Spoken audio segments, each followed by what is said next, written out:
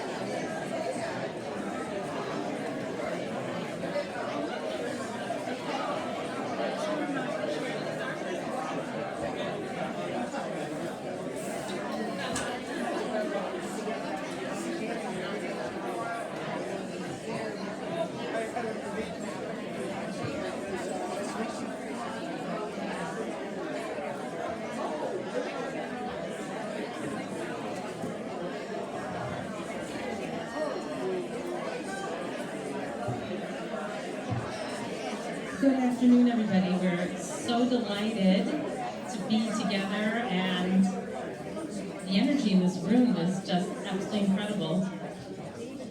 It must be all the chocolates and sugar, right? Getting us all hyped up. Oh, it's being together. And thank you to Jody, who's provided all these wonderful snacks for us.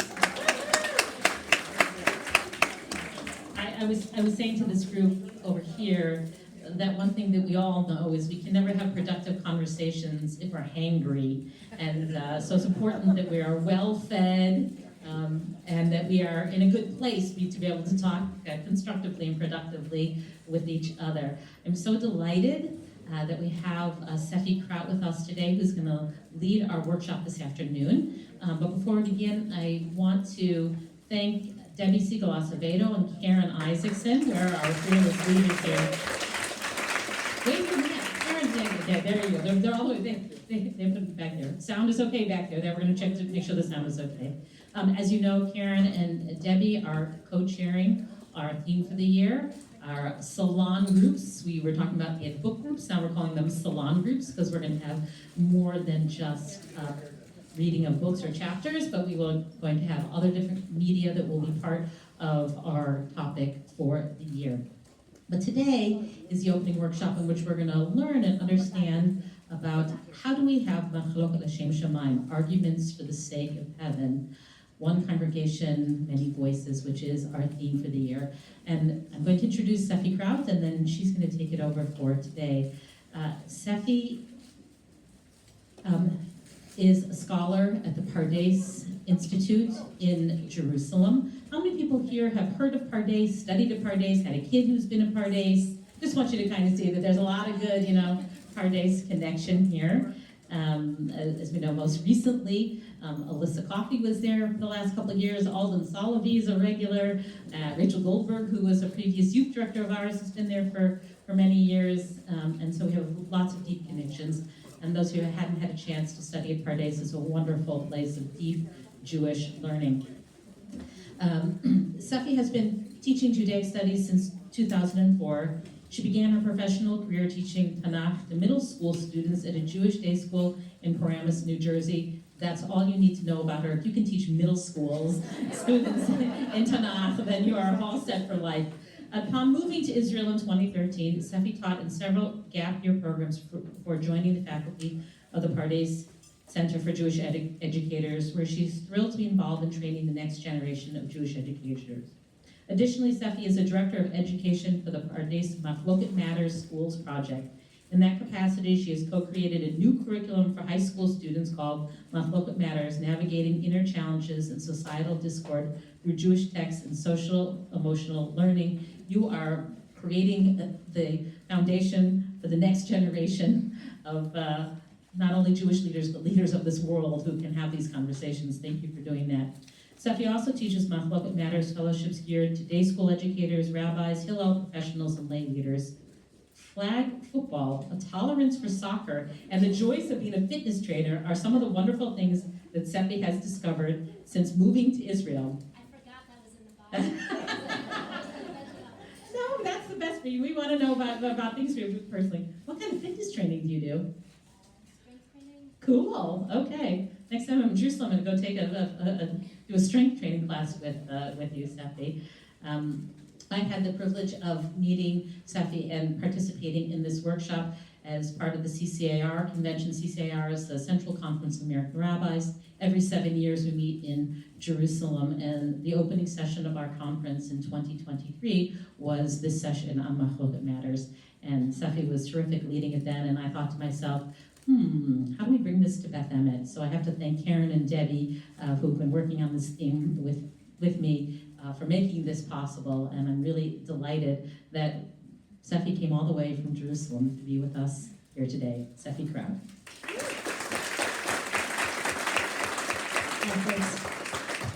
Good afternoon. It is a joy to be here with you. Thank you so much to Rabbi London and to Debbie and to Karen and to Jody. You've been a real joy to work with.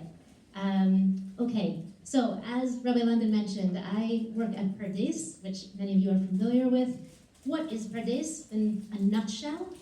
It is an institution that believes that Jewish text and tradition is relevant for today, and that everyone, all of us, should have access to that text and tradition. It belongs to all of us, no matter our ages, no matter our backgrounds, no matter anything else. And it aims to really make Torah learning accessible to all. So that's what Pardes is. And as I said, I had a sense that you have some connection to Pardes here, and so just a quick little game. Can you spot the Beth Emet member on this Pardes hike? Are you ready? 3, 2, 1.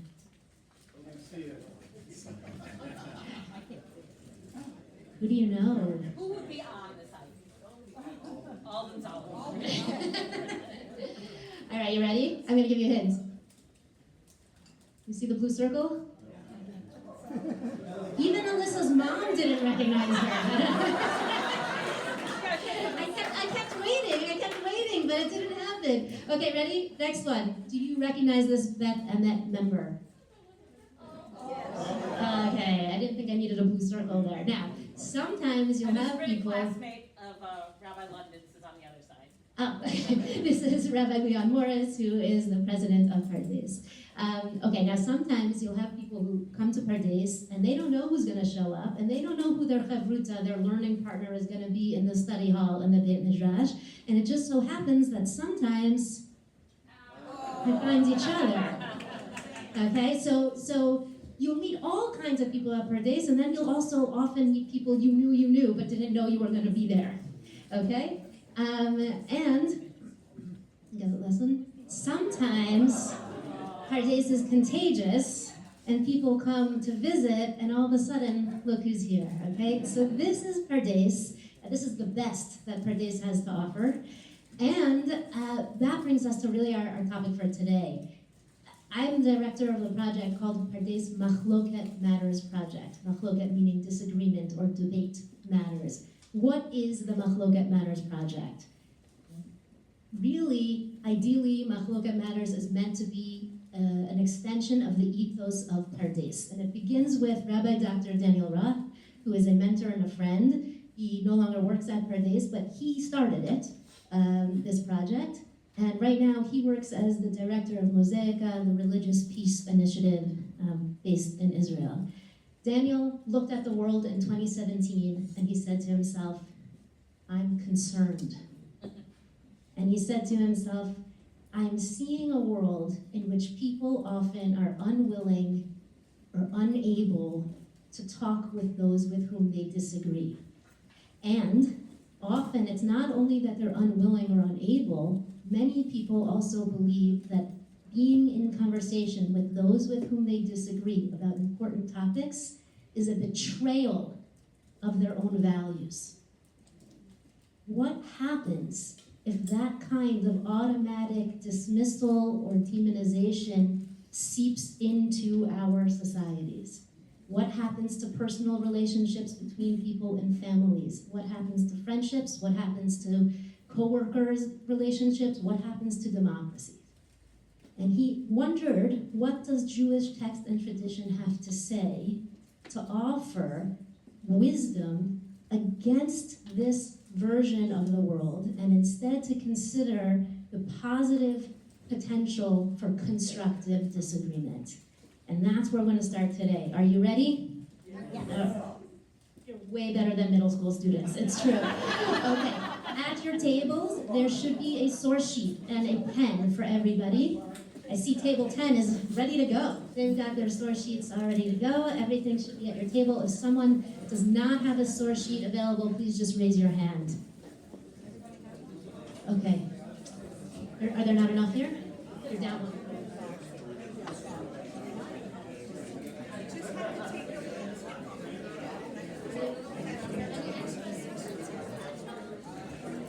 Thank you. Here's one. David's coming up.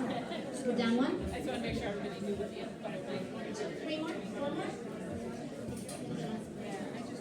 Are there any extra source sheets at any of the tables? It looks like we're down 4. Any extra source sheets? Thank you for coming today. Wow.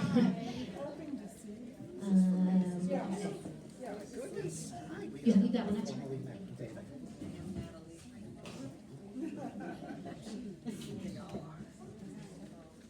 Okay. Any others?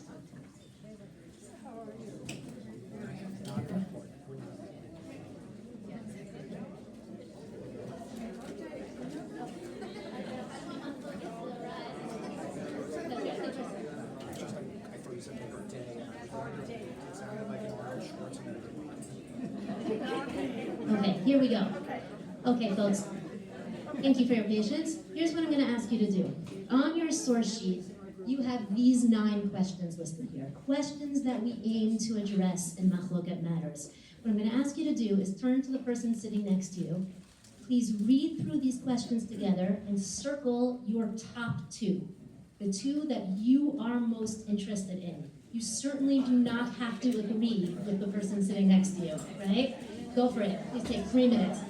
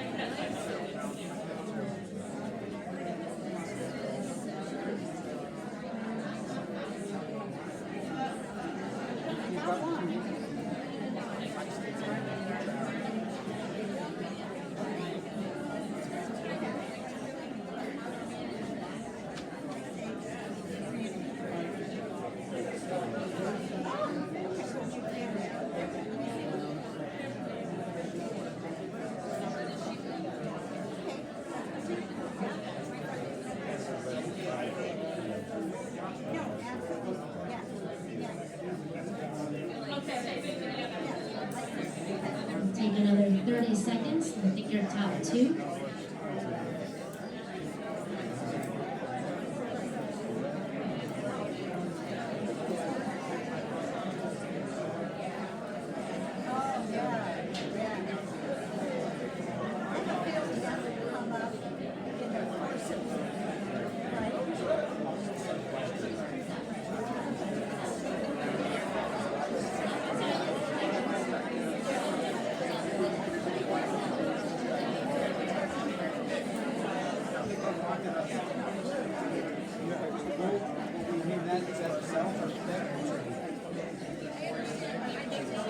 each person in the room can choose their own top two. You do not have to agree with your chavruta. Choose your own top two.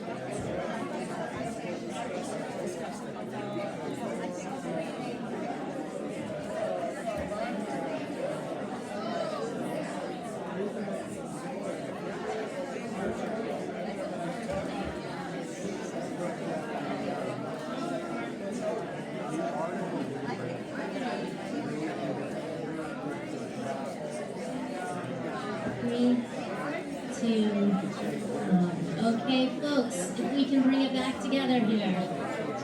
If we can bring it back together. Wow. Wow. Okay. By a show of hands, how many of you found something to discuss with your chavruta? Good. Excellent. Okay, that's a win. All right, here we go. Ready? We are going to do a hand poll. I'm just going to say the number of the question. If that number question ranks among your top two, please raise your hand. Ready? 1. Yeah. 2. 3. Whoa. Okay. 4. Back room, yes. Front room, no. Interesting. Okay. 5. 6. 7, 8, 9. Okay. How many of you chose a different top two than your chavruta? Isn't that interesting? Right? So there are differences among us, which is wonderful to acknowledge. Now, I'm happy to report that we will try today to address, at least to a certain degree, all 9 of these questions.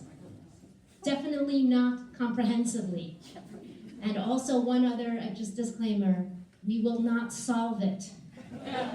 If that disappoints you, please do not leave. I still would love to learn together, but we will not solve it, but we will hopefully get some conversations going. Deal? Yeah. Again, so much better than middle school students. Okay, so we will begin today with what do Jewish texts have to say about the value of multiple perspectives, and I'm hoping that through this text will emerge and surface all kinds of questions related to some of these other issues that are of interest to you. So please take a look on your source sheet, page 2. So when we think about Jewish texts, what do they have to say about the value of multiple perspectives? We might claim that thinking about, well, how does God view multiple perspectives is a good place to start. And that is where we're going to start with this text from Midrash Tehillim. You have it, again, on the top of page 2. This is a text that was compiled in the land of Israel around 900 CE. And we hear about a very curious recount of something that happened on Mount Sinai, and Rabbi Yanai, who lived in the 3rd century CE, tells us something very strange happened at Mount Sinai. Can I get a volunteer to read the English, but pausing at the end of each paragraph? Any interest? Please, as loud as you can. And also, if you could just tell me your name. Near you? Oh, you don't, that's okay. But your name? Barbara. Barbara. Okay, Barbara, as loud as you can, please pause at the end of the first paragraph. Okay. Rabbi Yanai said, the Torah was not given in a clear-cut manner.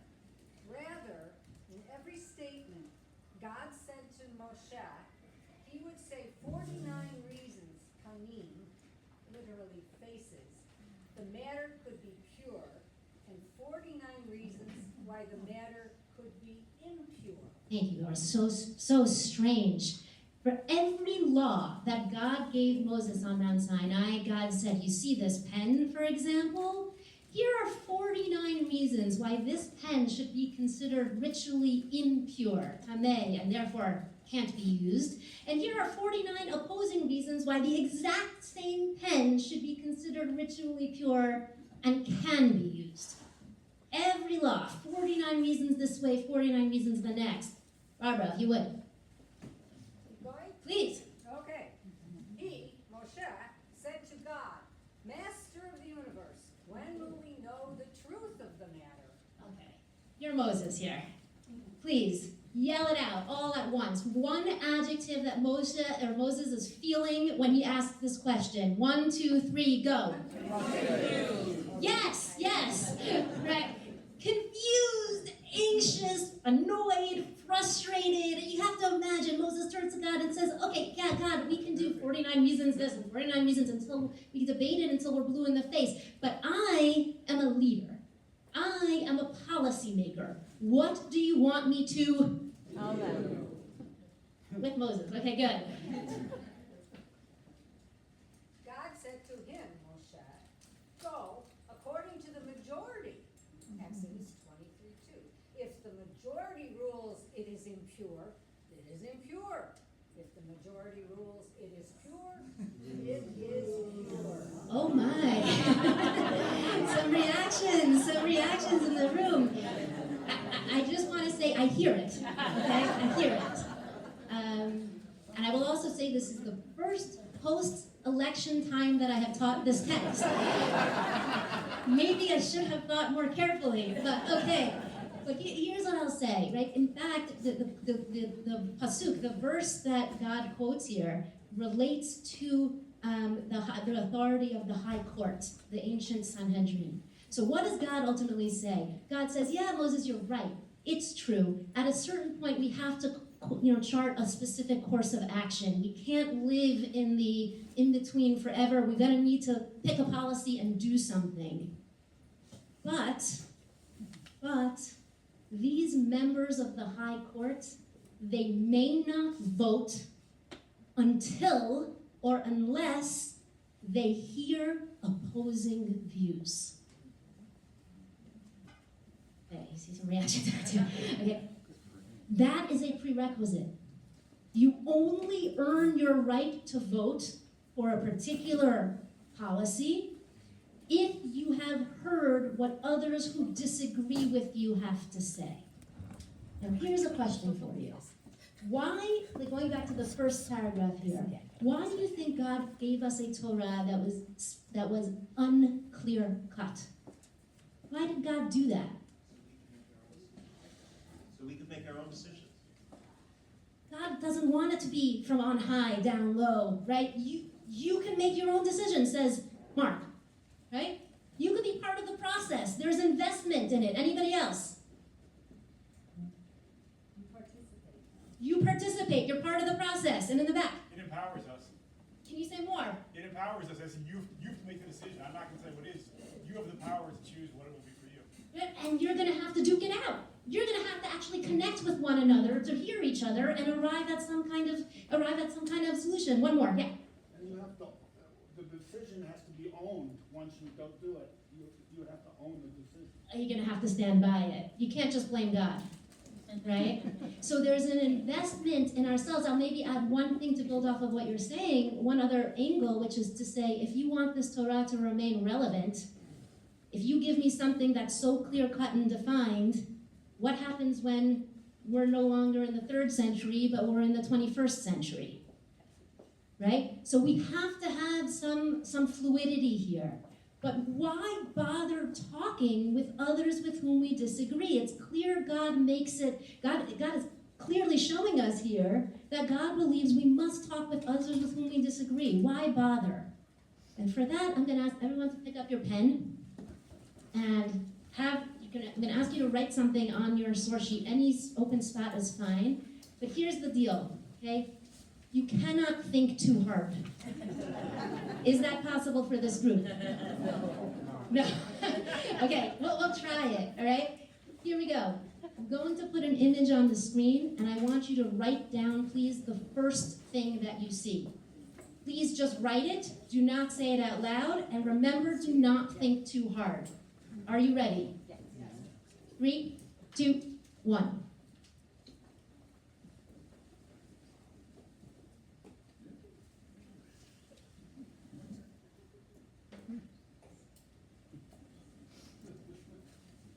Anyone want to share with us?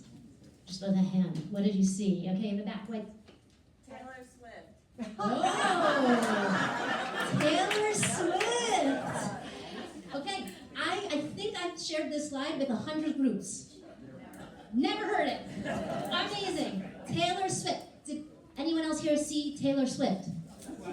Two more. Amazing. Okay. Somebody else. What did you get? What'd you get, please? Person playing a saxophone. Raise your hand if you also. Okay, a bunch. Now, hands down. Those of you who did not write person playing a saxophone, do you see it? Is there anyone here who does not see it? A few. Can you come on up, please, and just show us, just trace it, okay? For all of those who aren't sure that they see it. And there's the saxophone. Got that? Person, here's the saxophone. Okay, what else? Let's take one more. Person playing a shofar. A person playing a shofar. How many of you wrote that down? A few. Okay, one more? Last one. Yeah. Louis Armstrong. There was a very similar trope that was going around the internet. I was sent and asked about, and it's not exactly the same as this, but it's very similar. Okay, so you're seeing something that you've seen before, or close to it. Got it. Specifically Louis Armstrong. Anyone see a woman's face? So maybe that's Taylor Swift, or just a general. I see people going, what do you see? Eye. Hair. Are you listening to the O's? Oh. All right. We're going to do one more, and we're going to do it quickly. Are you ready? Remember, what's the one rule? That's right. We are not here to think hard. That's just, okay? 3, 2, 1, go.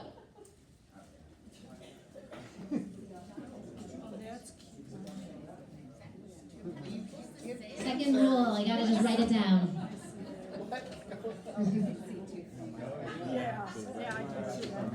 Okay, hands. What'd you get? Please. No. She first saw a. How many of you saw a duck? Okay, hands down. How many of you do not see the duck?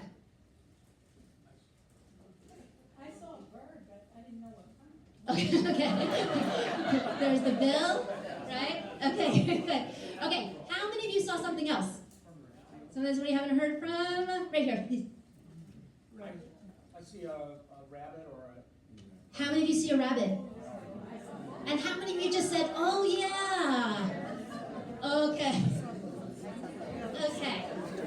Now, why bother?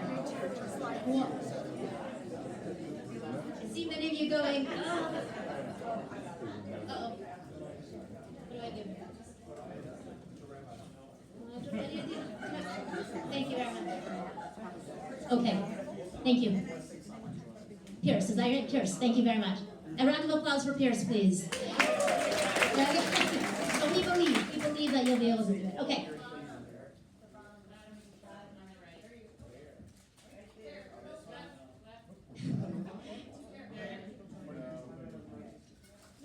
All right, thank you very much.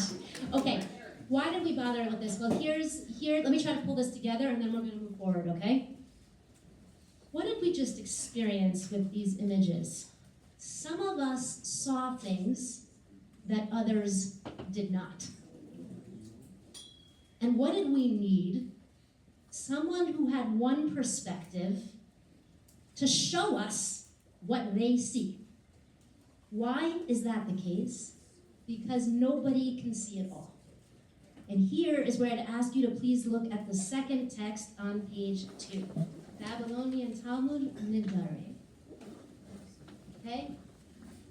I'm going to read this one. Rav and Samuel both said, 50 gates of understanding were created in the world, and all but one were given to Moses. Which means, how many gates did Moses get of understanding? Does that number sound familiar to you? Not coincidence. For it is said, for you have made Moses a little lower than God. In rabbinic tradition, what does the number 50 stand for? Some kind of completion or perfection. The Jubilee year, what year is that? Yovel. It is the 50th year. It is a restart. It is a closing. In our context, and let's not mistake it, Rabbi Yanai from our first text is fully aware of this. It is not a coincidence that Rabbi Yanai chose the number 49. Here, and this is really the key, 50 represents absolute knowledge.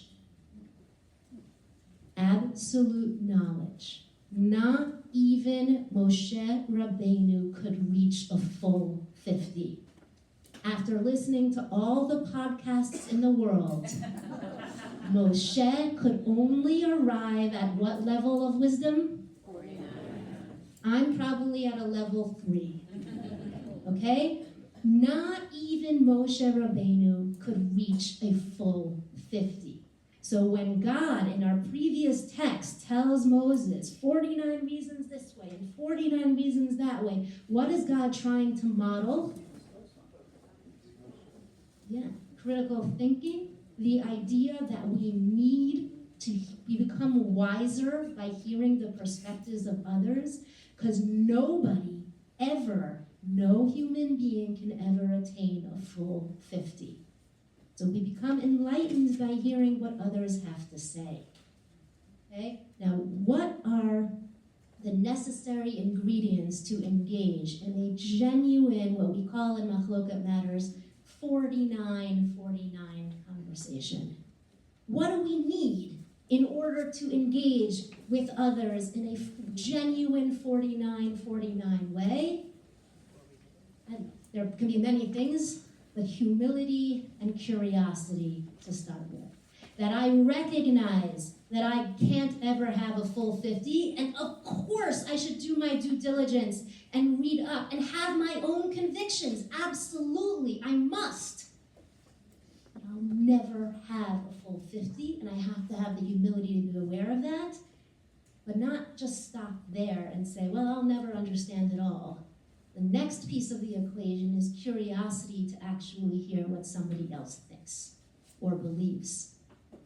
Now, by a show of hands, how many of you have ever listened incredibly attentively to someone who disagreed with you so that you could crush them in your refutation?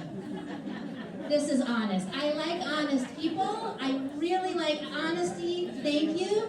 How many of you have ever read something on social media, line by line by line, maybe even taken notes on a post that somebody else made, so that you could write the perfect zinger back? Few hands, okay. Natural, human, especially in the environment the polarized environment we're all living in now. A genuine 49-49 conversation, which is what we're aiming for, a genuine 49-49, means that I am seeking to leave the conversation with a better understanding of you. What matters to you? What are your hopes, your dreams? What are your fears? Fear is a huge motivator or factor in where we stand on things. What are your concerns? For a genuine 49-49 conversation, do I need to walk away in agreement with the other person? Absolutely not. But do I have a better understanding of that other person? That's a question. Yeah? But I also think you used a word that, you said, I didn't even know listen to a conversation with the goal of writing the perfect response or saying the perfect response. But that word listen is key to any of this, because I think as a society we don't listen well. Whether it's to come back with your appropriate response or just hear what you're saying, I don't think we listen. We're ready to jump in with our perspective or interrupt them even worse. Did anyone hear what Rebecca just said? No. You weren't listening. Rebecca is it Rebecca? I set them up for that. That's on me. Rebecca's pointing to the fact that our society, that this requires listening. And that's a step in and of itself. And that's, I could not agree more. The key step, I would say. And that is actually where we're heading. It's going to take us some time, but we're going to get there. okay, toward those skills. And also we're gonna think about what makes it so hard to listen. Why is it so challenging? Okay? One more and then we're gonna move on. Yeah,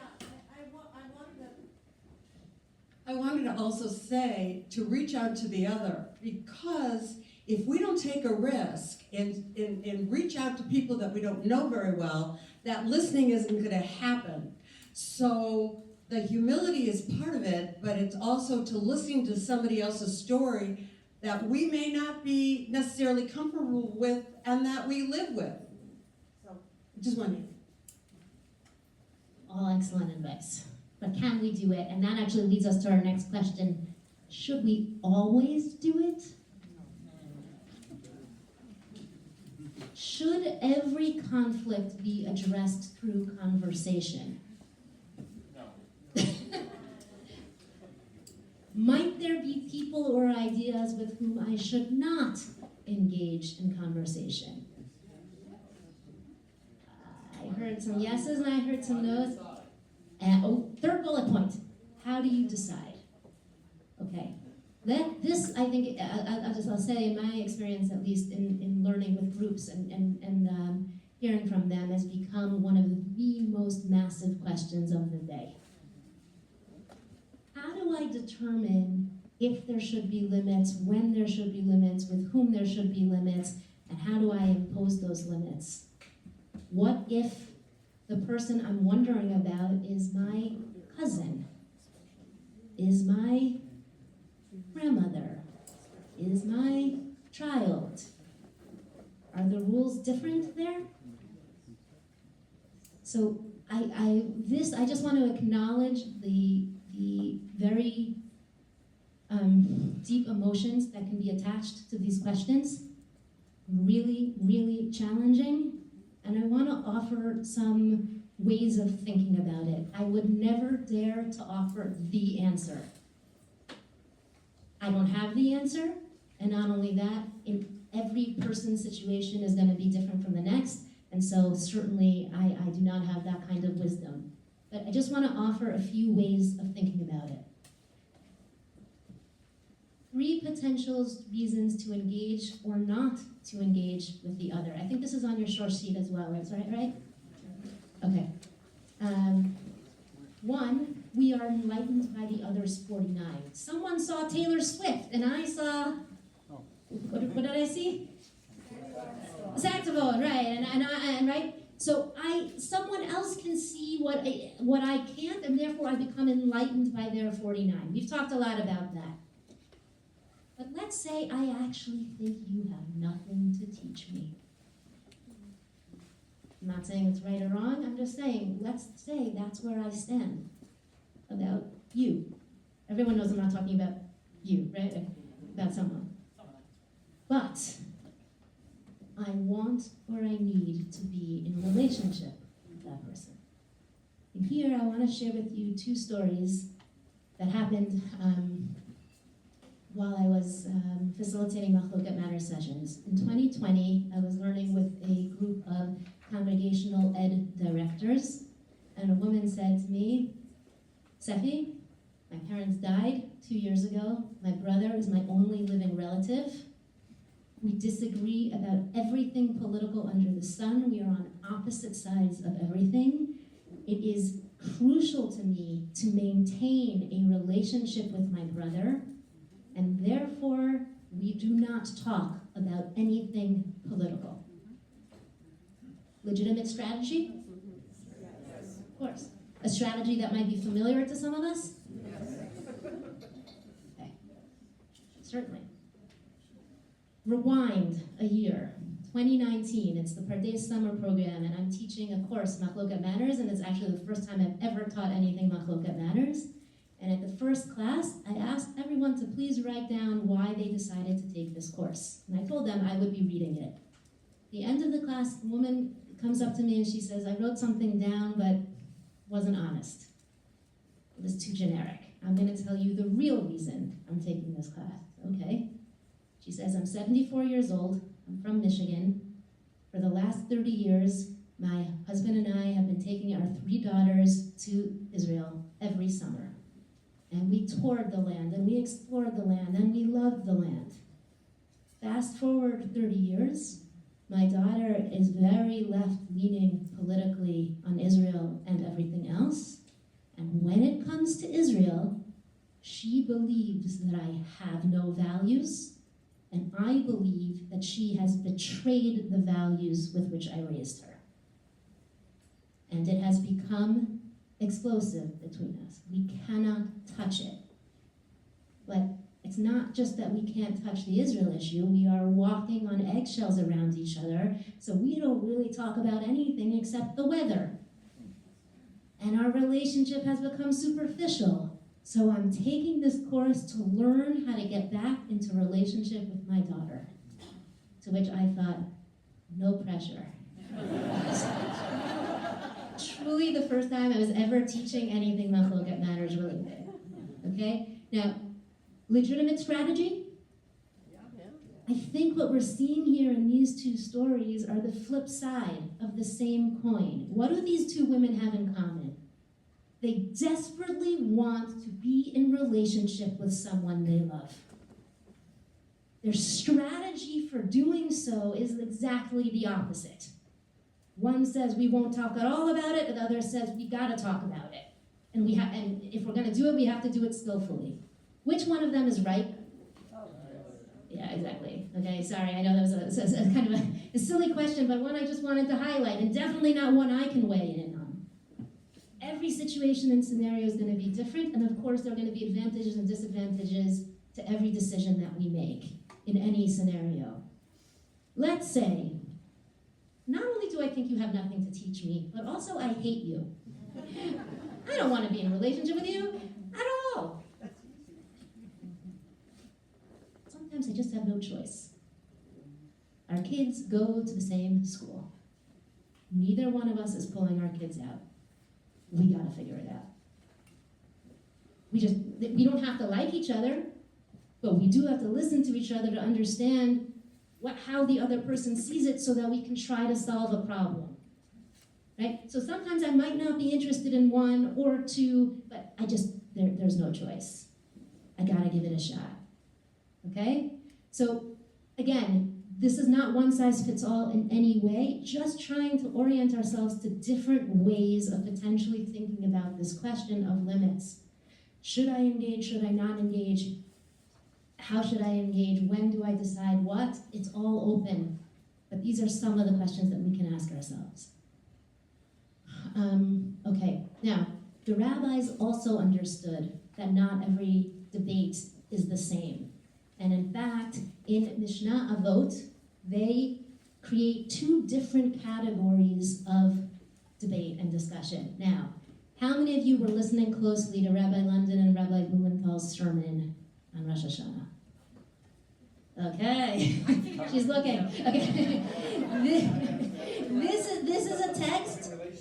You're saying, do you want to preserve relationships? So my hand is going up. Is that what I'm saying? Okay.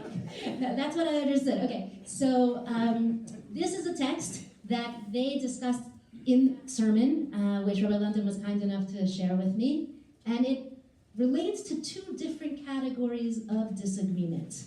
Okay, Hillel and Shammai. Raise your hands if you've heard of Hillel and Shammai. Okay, great. They're going to become a big part of what we do here. Hillel and Shammai are rabbis who lived toward the beginning of the 1st century CE, and they appear in rabbinic texts as common debaters with one another. Okay? And here we learn, the Mishnah tells us categories of machloket. So here we go. Ready? We are on top of page 3. Any disagreement, machloket, that is for the sake of heaven, l'shem shamayim, will continue to exist. And one that is not for the sake of heaven will not continue to exist. Okay? Two categories of machloket. L'shem shamayim, right? For the sake of heaven, or in Machloket Matters world, sometimes we call it constructive disagreement, versus Machloket lo l'shem shamayim, a destructive disagreement. Which is a disagreement for the sake of heaven? This is a disagreement of Hillel and Shammai. And one that is for the sake of heaven, this is the disagreement of Korach and his group which references the book of Numbers, chapter 16, where Korach and his group create a rebellion to try to undermine the power structure of his first cousins, Moses and Aaron. He wants power from himself and for others in his group. If we had to look at this Mishnah and break it down, sort of sketch it out, Machloket l'shem shamayim, can you just yell out for me, what does that mean?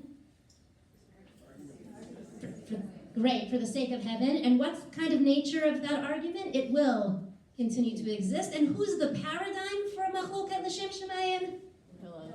Great. And then we go to the other side, and Machloket lo l'shem shamayim, it's characterized by it will not continue to exist, and the paradigm there is Korach and his group are the prime example of the Machloket lo l'shem shamayim. I want to raise for us two questions. One, why does you think that a Machloket l'shem shamayim continues to exist and a Machloket lo l'shem shamayim does not continue to exist? Any suggestions? Please. If it's about power, right, and that's what characterizes a destructive disagreement, it's not going to continue. It'll just, okay, great. Anybody else? Any other thoughts? Yeah. The first one, the argument for the sake of heaven, a worthy argument is always worth looking at again and again.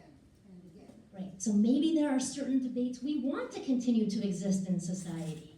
For example, peace versus truth. Maybe that's something we actually is a debate that we think would be good for the world to be thinking about in every generation, right? Right, and there are some debates, but they're all just about power, for example, right? We don't wish for those to continue to exist. I'm sorry, I saw a hand right over here, Jody?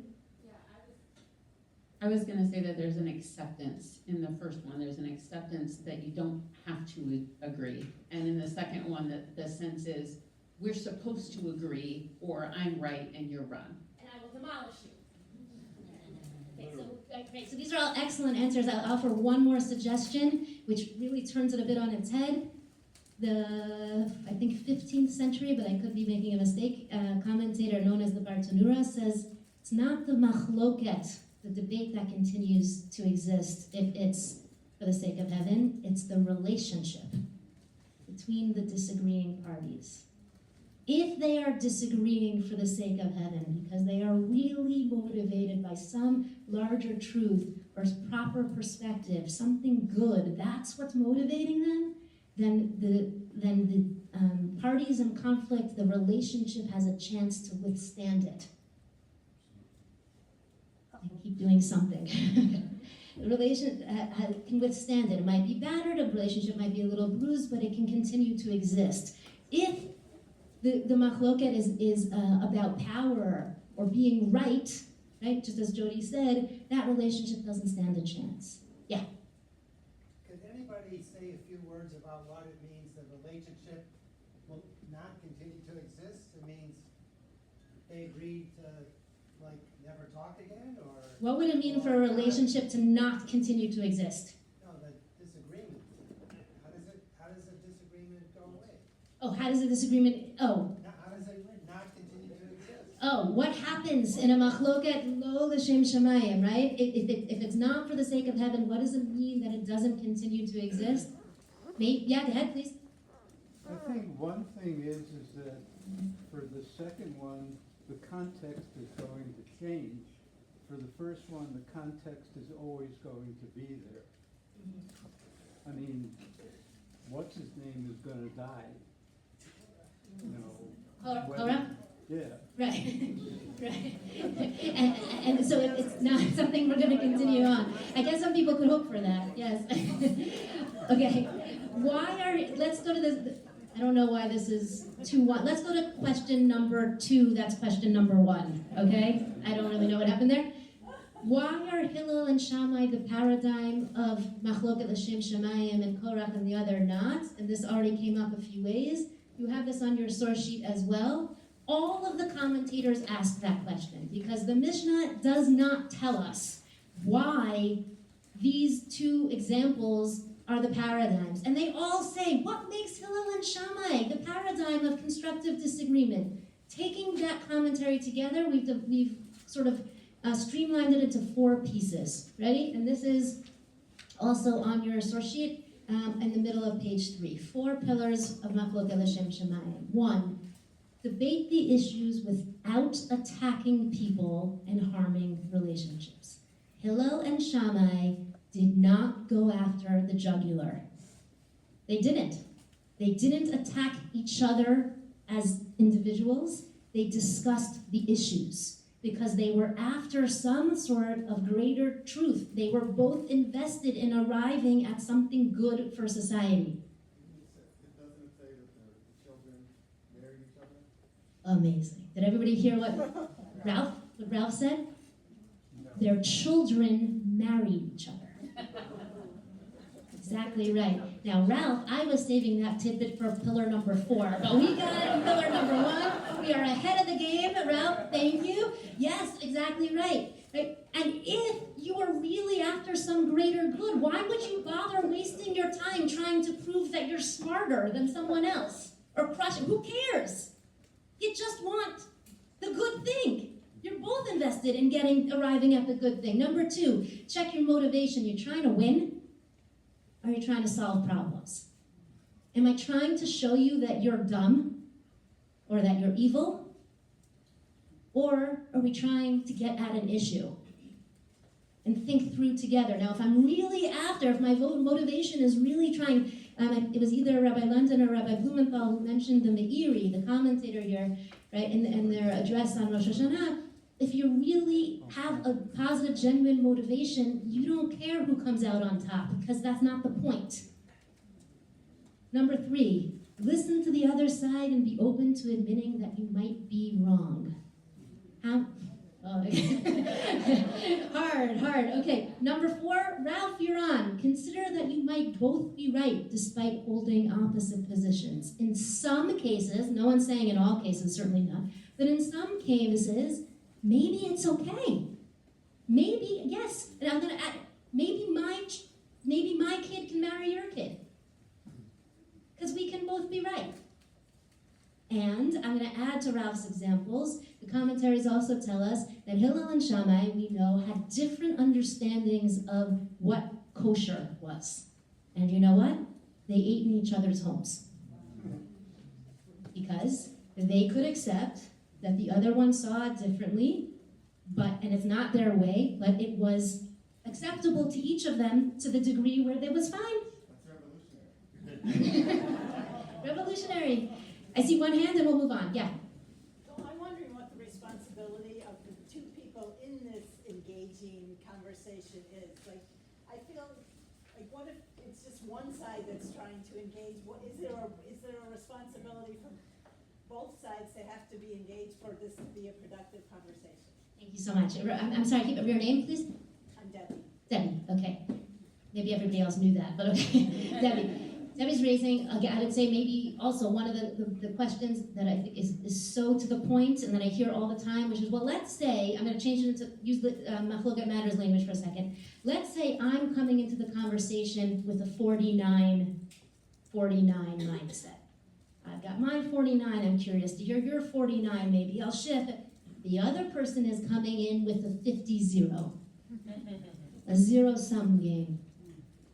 Do I enter that conversation? It depends, it's fierce, yeah. I know I don't have a great answer for it. I would say as follows. Could someone legitimately say there is no point in engaging? Yeah.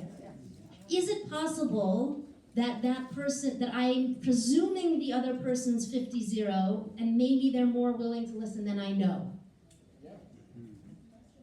Potentially possible. Is it possible that if I conduct myself a certain way and open up ways of listening, that the person who came in with a 50-0 sum game might actually, surprising to themselves and to me, make space for me? Maybe. Right. There's no guarantees to any of it. So I don't know the answer, but I do know that, and I certainly believe that sometimes 1,000% legitimate, not that you need me to say it's legitimate to make it legitimate, but legitimate to say, no, this is not a conversation or a person I'm gonna engage with, maybe ever, or maybe not now. Maybe something is too raw for me right now, but in a month's time, in 3 months' time, in 8 months' time, maybe it'll be different for me and for the other person. Okay, I see, I'm sorry, you had a hand right next to Debbie? Yes. No, you addressed what I was going to say. Oh man, I'm sorry.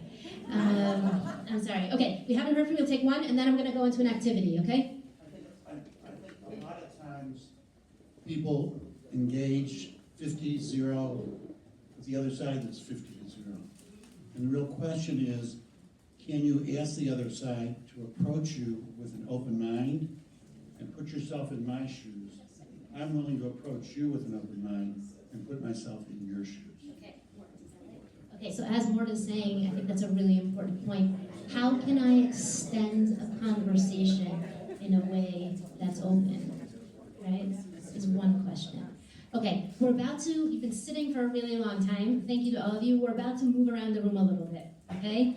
Here's the, now, you're gonna do this also better than middle schoolers, okay? I feel it, I feel it. Here are the questions on the table. Which of these 4 pillars do you find is the easiest for you? And which of these 4 pillars do you find is the hardest for you? Here's what you need to do. Please have your source sheet in hand, okay? In the middle of page 3, you see the 4 pillars. Right next to me on this wall, thanks to Jody, is number 1. On this wall, do you see a paper that says number 2? Back corner over there, number 3. Where's 4? On the window, thank you, is number 4. In a moment, I'm gonna ask everyone to determine which of these 4 pillars do you find the easiest for you, and you're gonna stand up and you're gonna walk to the number pillar that you find easiest for you, and then you're gonna take 2 minutes to talk to anybody standing next to you at that sign and talk about, why does this feel easy for me? Are the instructions clear? 3, 2, 1, please rise. Find your number.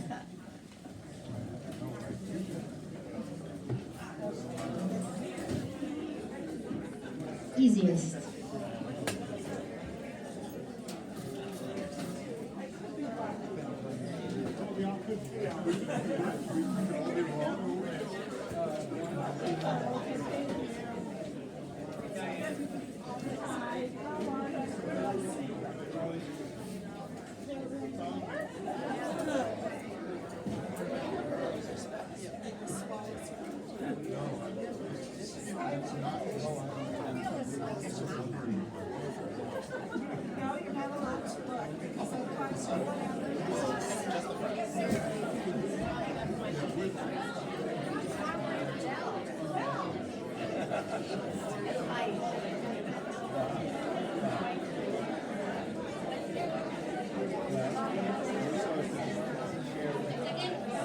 Please find someone standing near your poster. Why is this easy for you? Take 2 minutes.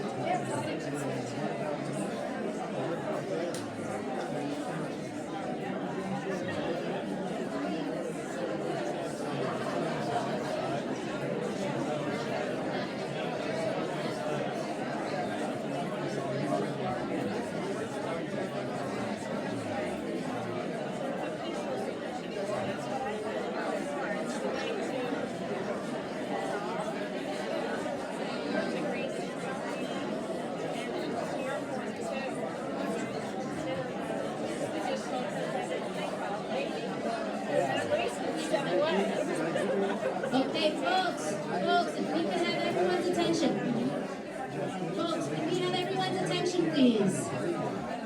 Everyone's attention. Everyone's attention, please. Is there anybody from any group that wants to show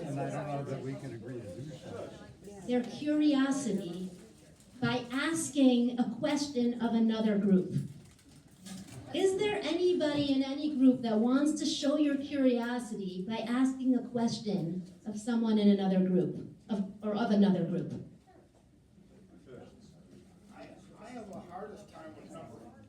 I have the hardest time with number 4, and for group 4, can somebody speak to that? Okay, the question was, I have the hardest time with number 4. You're in number 1. Okay, anyone from number 4, you are a representative of group 4, but really you're also only speaking for yourself. Okay? Anybody want to address it? Okay, but we haven't heard from Julianne. Go ahead. Okay, well, my attitude is that I'm talking in order for me to learn.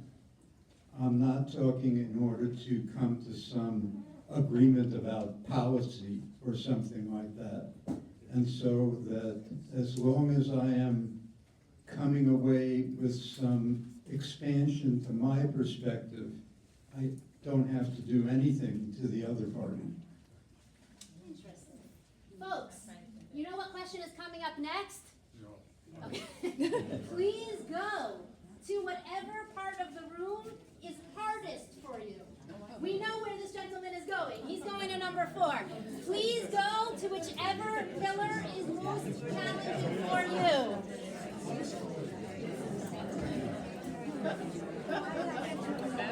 That means the easiest and the hardest. That's an interesting point. So stay where you are.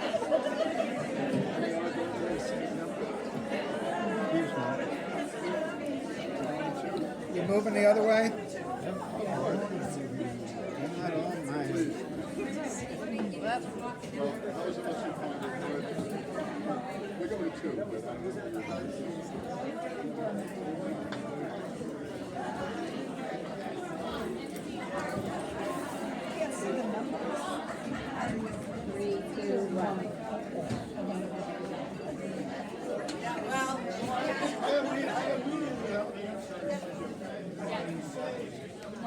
Hey, why is it the hardest for you? Talk with the folks standing at your poster. Why is that one the hardest for you?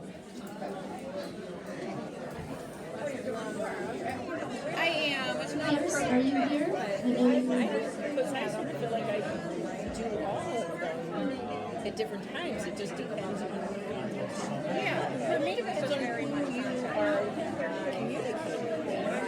I think it's not just for you and how you are, because it's a discussion, so the chemistry depends on both people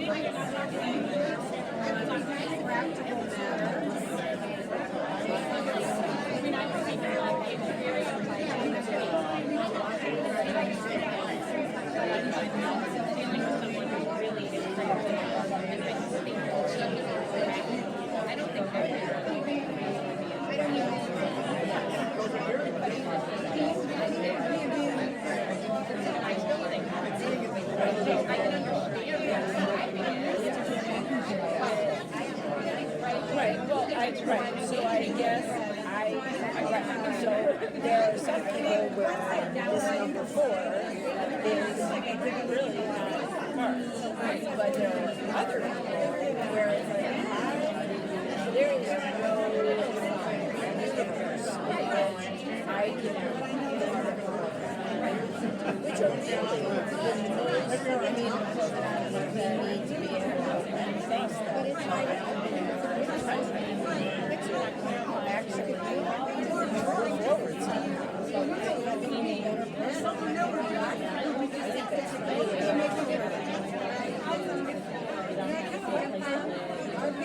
So maybe the question is how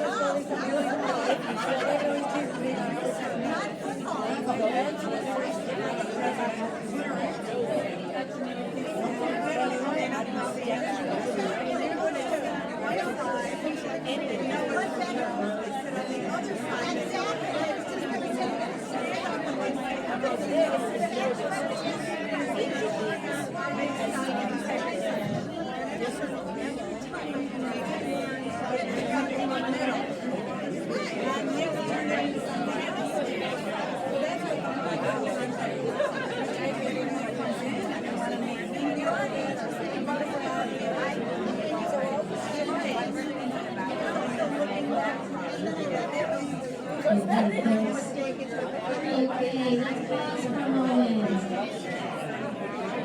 Let's pause for a moment.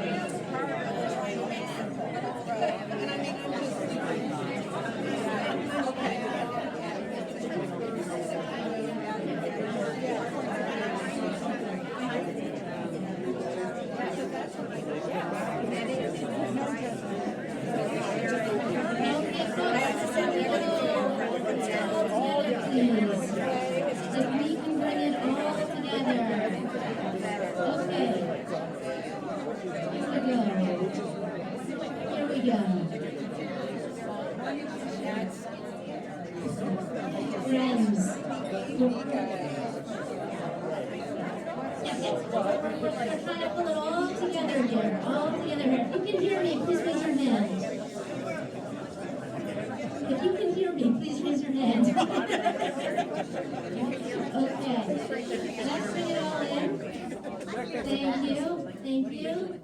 Okay. Wow. I think the buzz in the room was louder for this round than for the other round. What's hardest? Do we have anyone who wants to demonstrate their curiosity by asking a question of one of the other corners of the room?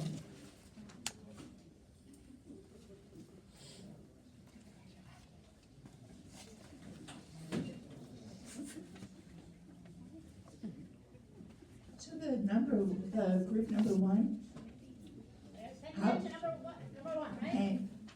How do you debate without saying negative things and harming the relationships when it seems like what we choose or what we value can so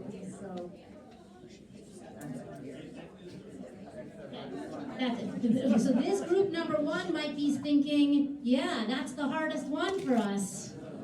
We're not sure, right? Or so let me put it this way. Sorry, did you? Yes. I want to ask my spouse in the opposite group that whenever we have a disagreement, are you trying to win?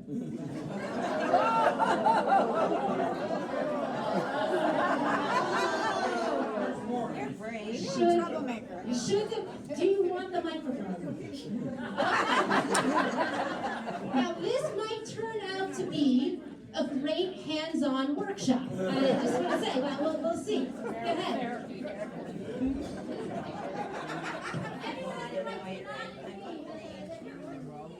Happy to engage, but I would say that I'm speaking not just for myself, but what I was listening to, which is we start out with good intentions, right? We're going to try to listen, but as we hear more, it gets harder and harder to truly listen. So really, this is actually, I think, a really important piece here, which is to say, no matter what comes naturally easy to me or might be harder for me, as the conversation gets, what's the right word? Heated, all my best intentions get harder to stick with. And I need skills to do it well. Maybe I never had those skills, maybe I teach those skills and still struggle, let's say, theoretically, right? So it's always easier in theory. And I would say one other thing, it is often easier with people whom you are not related, right? So we have to acknowledge those realities, and maybe if we can all acknowledge those realities, we can be a little more grateful gracious with ourselves and with others, because it's hard. It's really, really hard. Now, just one last point, and then I am going to let everyone sit down, okay? So, just to say, just want us to note, look at the numbers of people at each corner here. That's what I noticed also. It's pretty even, okay? Which means that for some of us, right, I just want to think about, let's think about the implications of that. I'm sorry, I don't mean to have my back to you. Let's think about the implications of that for disagreement. People in one corner have no problem with X, but people in another corner find it really, really hard. Now, if I'm a person who finds it very easy to engage with others without attacking the person and instead sticks with the issues, how do I feel when someone says to me, how could you possibly be so stupid, naive, stubborn? You're so stubborn that you never listen to anything I say that is different than your own opinion. Now, I walked over, when I was asked which pillar is easiest for me, I went to number 1. You know why? Because I would never talk to someone like that. So when someone else who has a hard time with pillar number 1 comes after me personally, I am double offended and insulted because I don't think I would ever talk to them like that. So now all of a sudden, things have gotten more, fraught, okay? And because we each have our strengths and we each have our weaknesses and we have things that we're okay at, but we don't always align on what's easiest and what we're best at. And then when we're misaligned, it can get even harder. Want to take advantage of the fact that everyone's standing now for a 2-minute break. If anyone wants something to eat or drink, please go grab it now, and we're going to come back to our seats and resume in 2 minutes. Does that sound fair? Reasonable? Okay.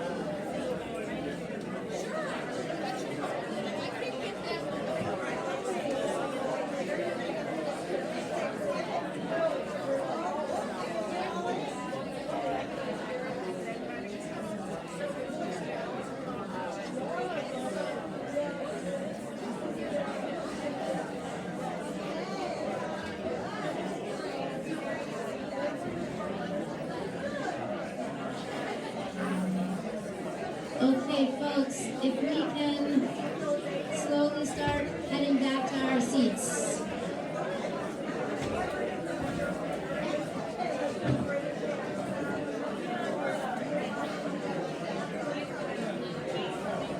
Okay.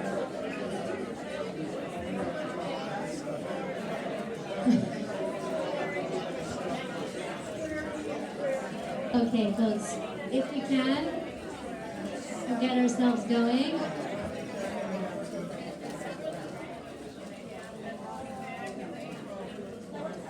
I just want to say that there are several folks who came over to me during this very mini break and shared ways in which they agreed or disagreed with some of the things that I've said or you've said. And all I want to say is that those of you who came up and disagreed with me made my Machloket Matters heart sore. Okay? Thank you. Thank you for thinking about it. Thank you for sharing and giving me different ways of thinking about things and learning from you. Much appreciated. Did you get a snack? Did you have, okay. Now also I just want to mention that there's someone who very kindly and politely mentioned to me that they have another event and are going to have to head out soon. No insult taken whatsoever. Thank you very much for letting me know, and I'm really just glad to have you here for as long as you're able to be here. Okay, here's the question on the table. We have seen from Jewish texts and elsewhere different categories of debates, and we've thought about what makes it hard and what elements are easy for us. I want to suggest that these 4 pillars of Machloket L'Shem Shamayim can act as a self-test.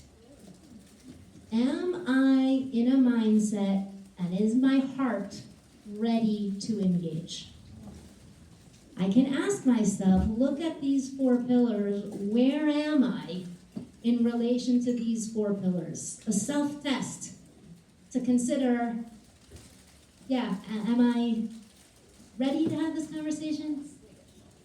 Could it be productive in the state of being that I'm in right now? Okay, just a suggestion. And yet, we know that there are categories of machloket, and we also know that machloket lo l'shem shamayim, destructive conflict, is far more prevalent than constructive conflict. Our question on the table now is, why is machloket l'shem shamayim, disagreement for the sake of heaven, or constructive disagreement, so hard to achieve? I'm sure we all have our own intuitions about this, our own experiences, and our own wisdom, all of which is obviously incredibly valuable. And I also want to add into all of the mix of what we've got some social psychology. Okay? And here you have this on your source sheet on the bottom of page 3. We're going to learn a little bit from Jonathan Haidt. How many of us are familiar with Haidt's work? Okay, a bunch of us. He's quite prolific author, and he's been in the news a lot lately because he recently published a book related to anxiety for teens and the relationship between social media and phones and anxiety in teens.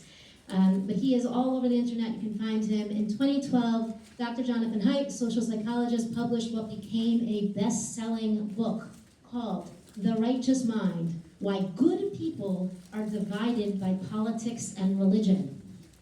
Basically, he's asking our question: why is machloket l'shem shamayim so hard to achieve? And he says that if we want to try to understand what makes it so difficult, there is a very helpful metaphor about how the brain works.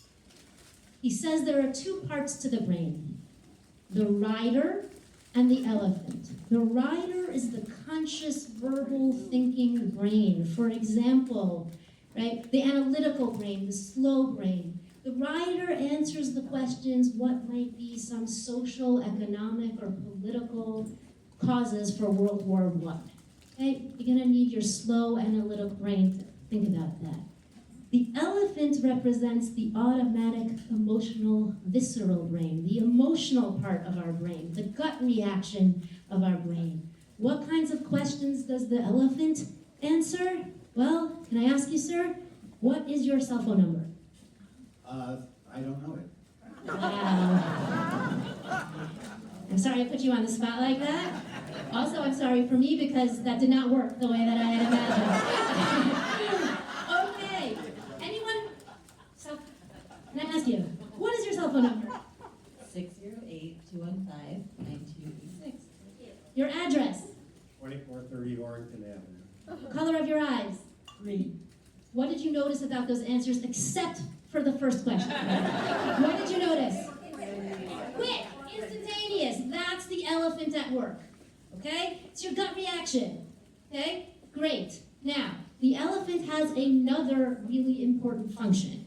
Okay? The elephant also acts as an alarm in our heads, in our bodies, when it perceives that we are under threat. So, for example, I'm walking down the street, a car jumps the sidewalk and is barreling right toward me. What do? Jump back. Why? Because the elephant acted as an alarm in my brain saying, danger, danger, danger, danger, and I just gut reaction moved back. Thank goodness for the elephant. If I had standing there thinking 49 reasons why this car might hit me and 49 reasons why the car might not, I'd be in trouble. I need the elephant, right? Okay, 2 parts of the brain. Now, what is the relationship between the elephant and the rider? For this, we are going to do an exercise taken directly from the Constructive Dialogue Institute, which is Jonathan Haidt and colleagues' institute. We're going to do this together. You ready? I need everyone to look at the screen, please. As quickly as possible, please read the words on the next slide out loud from left to right. Are you ready? I'm going to say it out loud. Left to right. 3, 2, 1.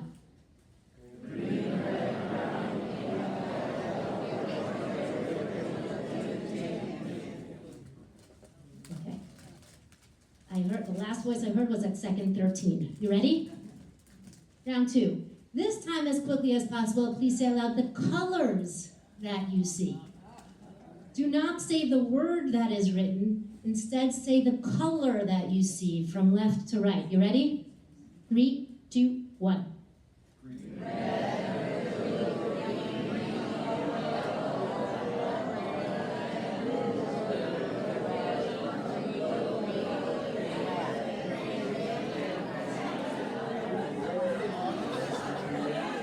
Are we done? I'm not sure.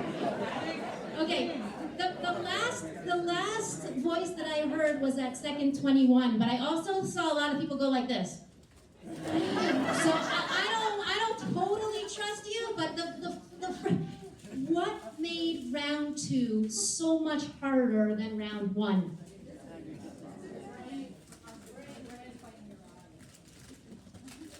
My brain went automatically to the written word. I was just reading it. I couldn't follow your direction. Exactly. Thank you. So here's what happens, right? Right. As people who speak English and read English, what happens automatically when we see a word written in English? You read it. Now, in round 1, your elephant says, English word, read it. Well, guess what the instructions were? Read the first round. Round 1 was? So the elephant and the rider were aligned. What happens in round 2? They are not aligned, and let's just go back here.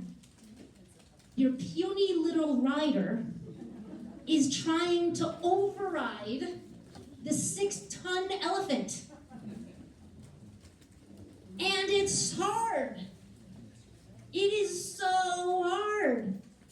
The elephant is just running away with the thing, and I'm trying to slow the elephant down, saying, elephant, that's not what I'm supposed to do. I'm supposed to say the color.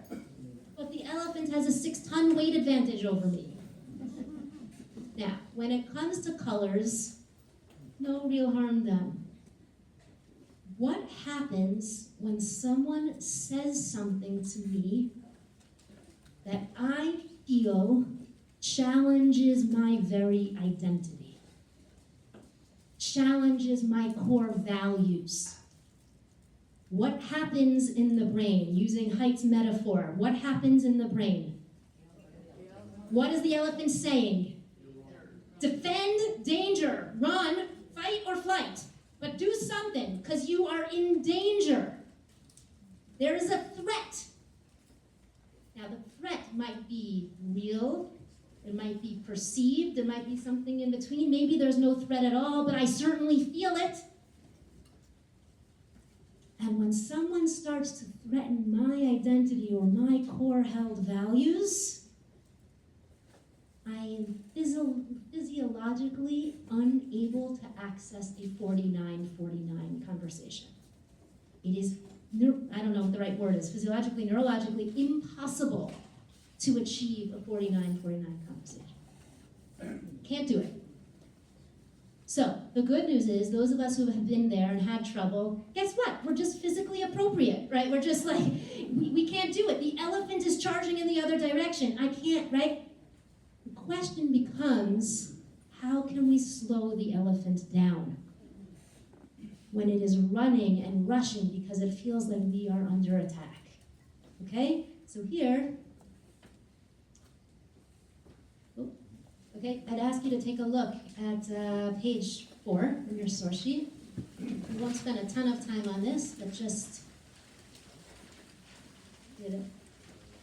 Viktor Frankl, a really amazing human being, Holocaust survivor, therapist, scientist, has a very famous phrase here that says, someone said they read his book? There? Amazing. Okay. Full disclosure, I have not read his book. But I'm familiar with some of his work, but I have not read the book. Between stimulus and response, there is a space. And that space is our power to choose our response. In our response lies our growth and freedom. In other words, what is he suggesting to us? Let's take a look at this. Let's say I'm someone who is very environmentally conscious. I care a lot about the environment. And Jan. Okay.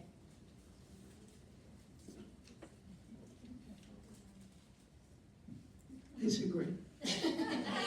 She can't even get to say the word. Global warming is a hoax. She's a good sport. Now, let's say that gets my elephant going. That gets my elephant going. If the elephant stays in charge, I don't respond. What do I do instead? Excellent. There's the distinction. Because the elephant is what's running the show. If between being upset, right, by what you've just said and the response, there's this space, and in that space I can choose to respond, then maybe I can use that space to find a way to respond rather than react, i.e. get the rider back in charge rather than the elephant. Okay? Now how do we do that? I mean, there are so many ways. This is just very, I would say basic, but it's at least for me been very helpful. Beginning approach. One is to say, I first need to notice and be self-aware that the elephant is starting to rumble inside of me. What are the clues? Sometimes your body sends you clues when your elephant starts to get agitated. Can someone just yell out, what's something that happens to you physically when you start to get agitated? Tense up. Heartbeat. Anybody have the heart start to beat faster? Hands. A bunch of people relate to that. Face gets warm. Jaw starts to clench. Me too. Stomach ache. Tears. Okay? These can all be signals. Whoa, my elephant is on the rumble. Now, next part, choose. Someone else, a few people said it when we were looking at the quote from Frankl. Can I choose to pause? What would it look like if people paused before jumping in? What would it, right? And then breathing. There's scientific evidence that breathing slows you down. By the way, someone asked before about the 50-0 sum. What if I'm talking with someone who's in a 50-0 mindset instead of 49-49? There is something called, I don't know anything about it except for the few articles I've read, but scientific mirroring. That if I am breathing and slowing down, the person opposite me, not a guarantee, but is also likely to slow down. So maybe there's a shot that if I can get my rider back in charge, the other person's elephant will slow down too. And then last is decide whether or not you want to engage in this conversation now. I want to recognize that sometimes there are power dynamics involved and maybe I don't have that choice. But what if I do? It's also interesting for those of you who may have people who work, whom you supervise, what would it feel like to you if one of them said to you, I know you asked me to come into your office to talk about X issue right now, but I don't think I can have a productive conversation about this right now. Can we meet on Monday instead? How would that feel as a supervisor? How would that feel as the person saying it? I don't claim to know what's right in every, in different situations or scenarios, but it's something I wonder about. The one thing I would say that I've learned for myself is that if I feel like I need more time because I'm reactive and I just don't think it's going to be productive, I always try, if my rider is in charge enough, to say to this person, not just can we meet some other time, but to give a designated suggestion of when we can meet. Because that way, I'm not giving the indication that I'm just like, what's the word? Blowing you off or dismissing it. I know I need to have this conversation with you. I want to do it when it can be productive. So can you tell me if Monday, Tuesday, or Wednesday of next week works for you? Because this doesn't work for me. Okay? Some suggestions or thoughts, just we'll leave it here. We'll take one or two questions or comments and then we'll move on. Anybody have something they wanted to comment or ask? Hang on just 1 second. Let's just see because we've heard anybody whom we haven't heard from. You're on. You haven't used the phrase, but you've implied it as active listening. And when you use the word mirroring, that came to mind. You don't only, it's not only a breathing technique, I'm not good at it, but you reflect back to them what they just said to you sometimes. That you say, did you just say, or are you saying that? Amazing, thank you. Sometimes that. Very helpful. Because then they know you're listening to them. Great, and once right, excellent. And I'll just say, if you sneak peek in your source sheet, you'll see the phrase active listening. But like Ralph, you were on it faster than I got there. Okay, but okay, excellent. Okay, let's move on here. Haidt keeps going in his theory, and he says, well, listen, elephant rider isn't the end, right? If I can slow my elephant down, what can I do if I've done these 4 things, or maybe something else that helps me, it may not be on this list, and I've decided that I am ready. My 4 pillars are okay. I'm ready to engage. I want to engage in what I am imagining will be a difficult conversation, or could be a difficult conversation. How can I keep the rider in charge during that difficult conversation about global warming? How's that going to happen? And he suggests, Haidt does, that the key is to try to understand why the other person holds the position that they hold. That is a sign of respect. Someone came over to me before and said, all these 4 pillars presume a certain level of respect for the other. And I think that's a really excellent point. How can I show respect for the other, demonstrate it, if I show curiosity for where they're coming from and why they believe what they believe? So how can we keep the rider in charge during the conversation? So Haidt has a whole theory of moral foundations, and it begins with a definition of innate. Please take a look at the top of page 5. Haidt's definition of innate is as follows. Nature provides a first draft which experience then revises. Built in does not mean unmalleable, it means organized in advance of experience. In other words, you may see some nature nurture in here. right? That's what he's basically saying. People are born with certain tendencies, and then their life experiences impacts those tendencies and those preferences. And he uses a metaphor again. All human beings have the same 5 taste buds on their tongue.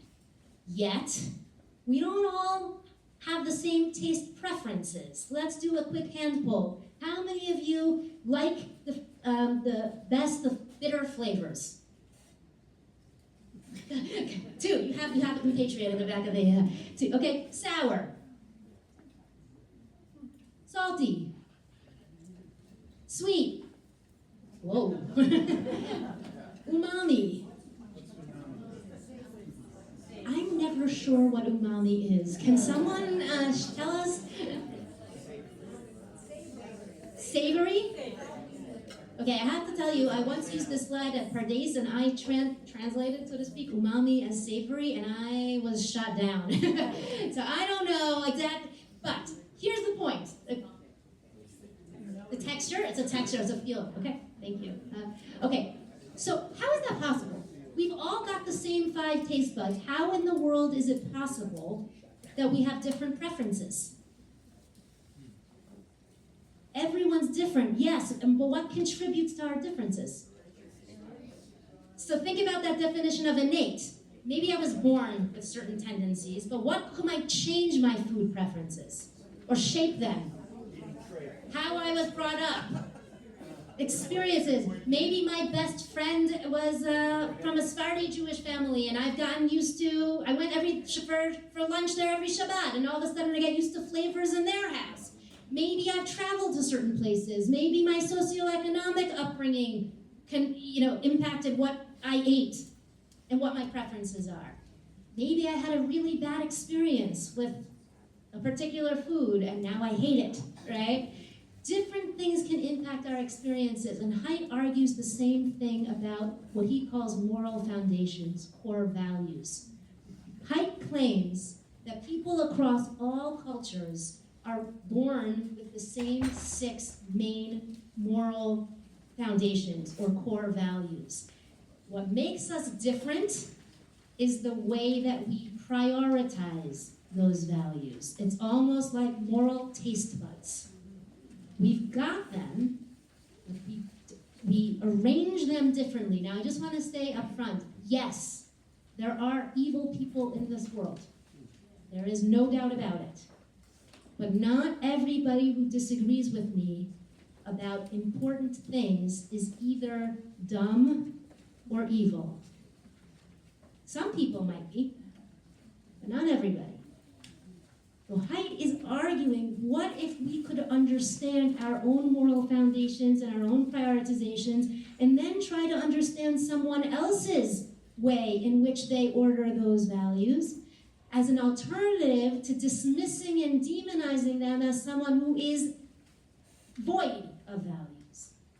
Here's the activity I'm going to ask you to do. It's going to take a little bit of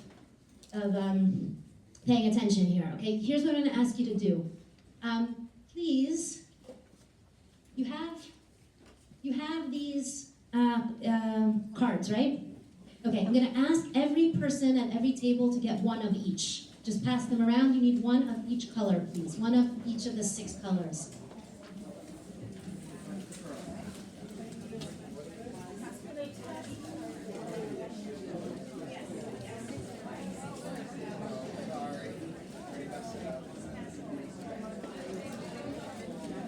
I need a purple.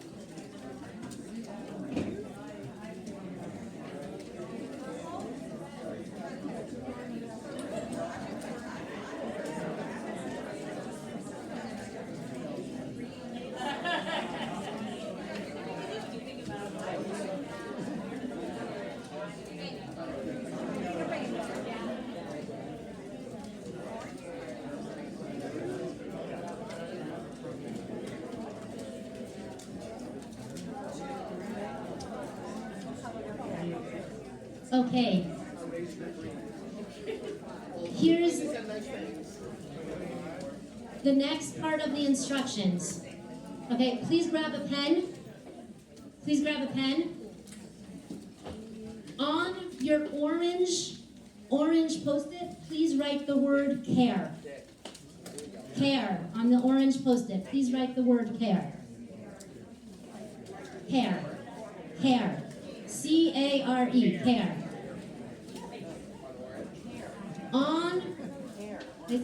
On your blue Post-it, please write the word fairness.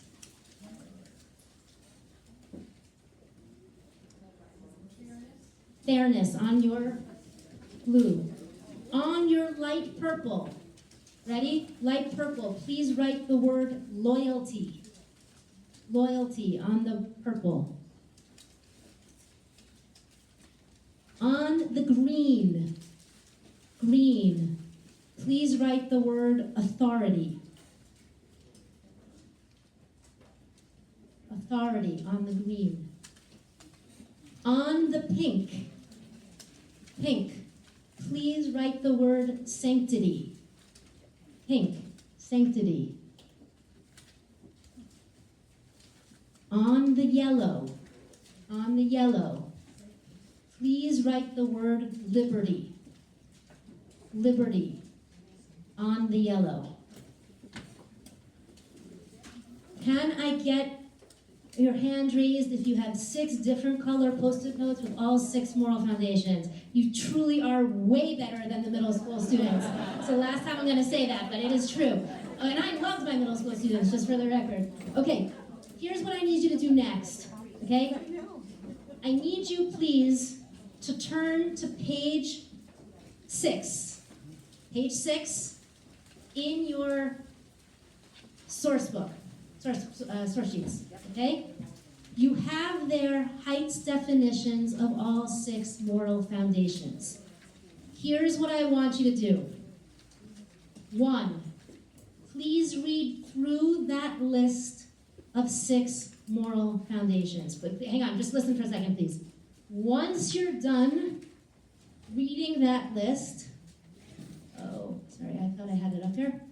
Okay, once you're done reading through that list, I'm gonna ask you to order your Post-its in however you decide to prioritize your moral foundations. Everybody catch that?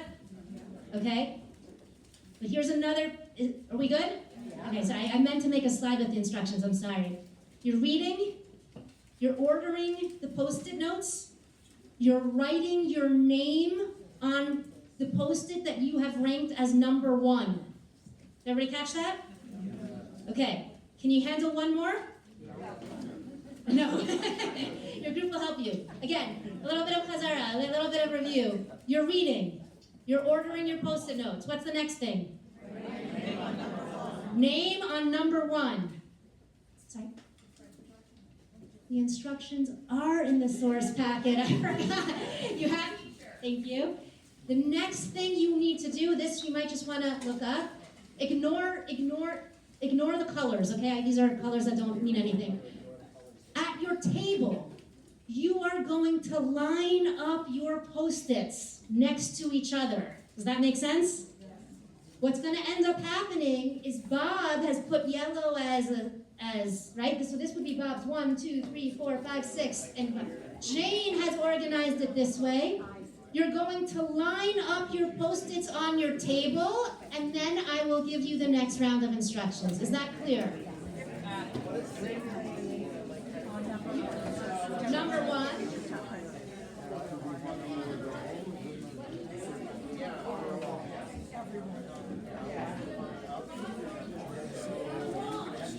Go for it. Read, order, write your name.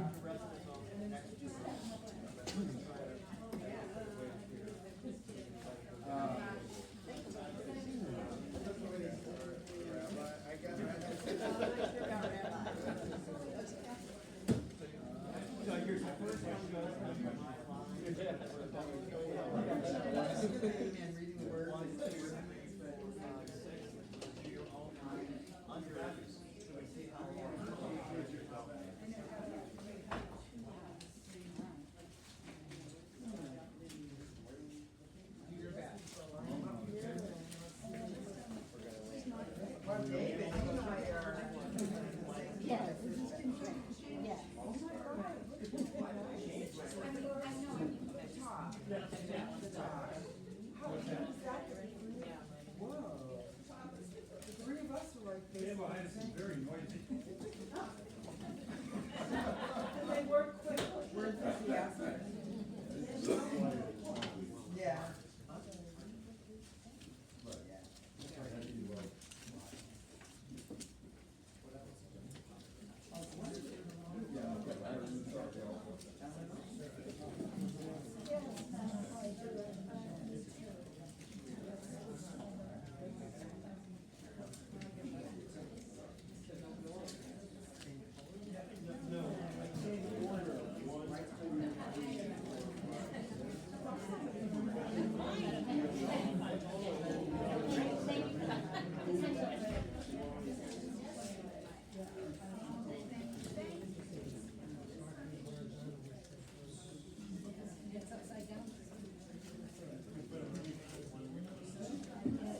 How many people find it challenging? Oh, amazing. Amazing. It's really hard. Okay. If you have created your order for your own typical prioritization of your moral foundations, I will ask you at your table to decide where you are lining them up. I'd like you to line them up side by side so you can easily compare. Okay? Some people are using the wall. Over here, you can just add it to that side, exactly. You can use the table, the floor, the wall, whatever you like.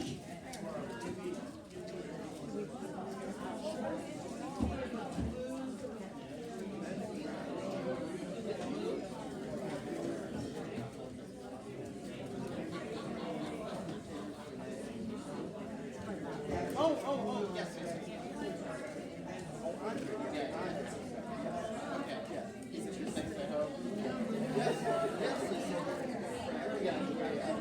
Looks like I want to feel free to use the floor if you're comfortable with that, and the table, whatever is cute. They seem to be falling down. Just a heads up on the wall. They haven't been.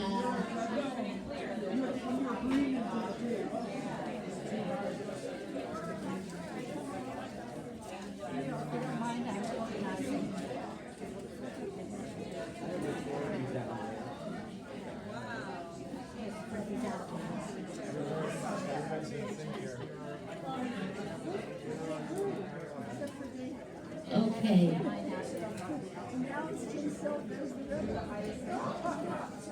Facilitators, can I see the facilitators' hands go up in the air? Okay. Facilitators, please take a look at your source sheet on page 5.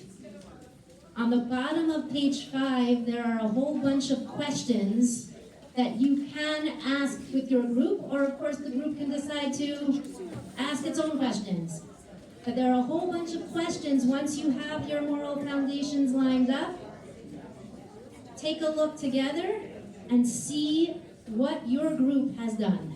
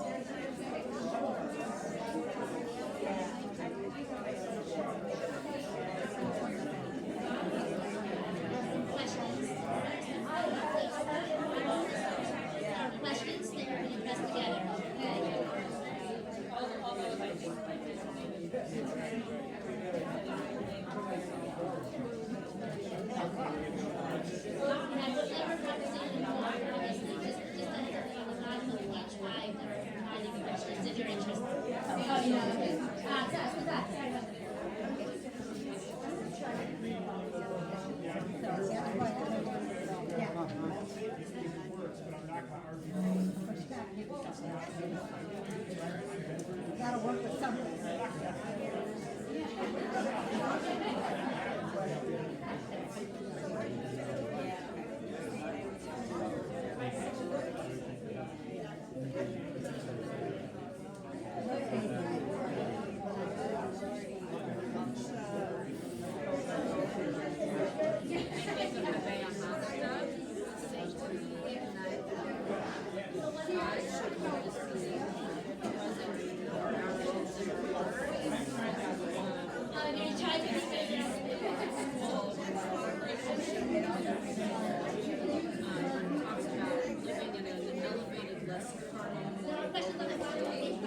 That we try and tap into the wider rather than building elements that we are out to see how we engage.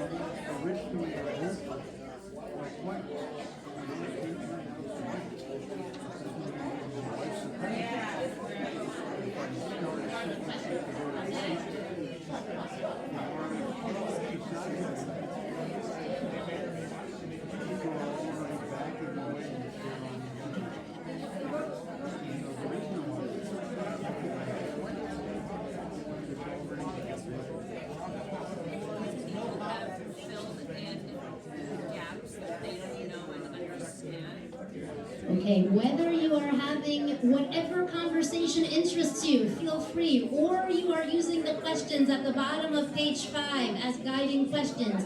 Either way, please, we're going to wrap it up in about 5 minutes. 5 minutes. Take another 5 minutes.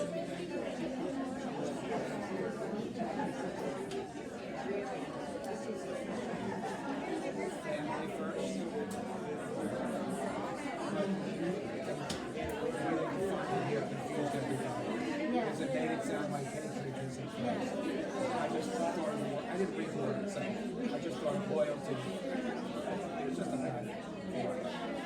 Clearly I'm wrong. And I will do penance. The holidays are you gotta work for the next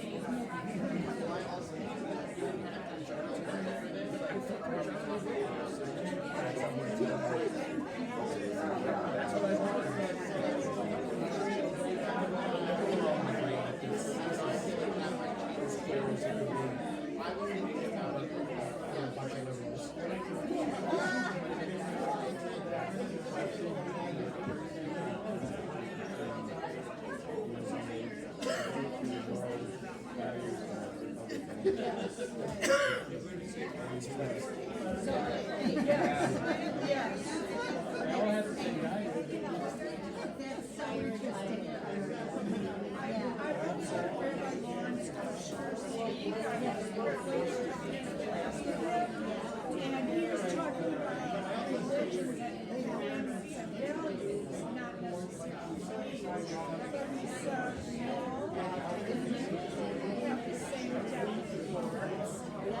But our first 3 or 4 or 5 areas, I'll never forget in secondary, I was 20 years ago.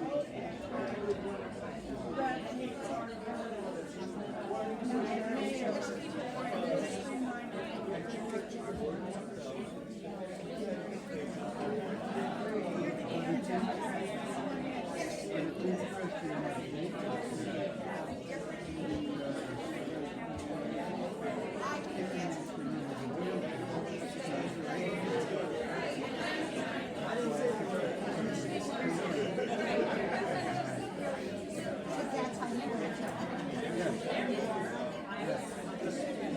So we were having a conversation and agreeing. Yes. Right. Well,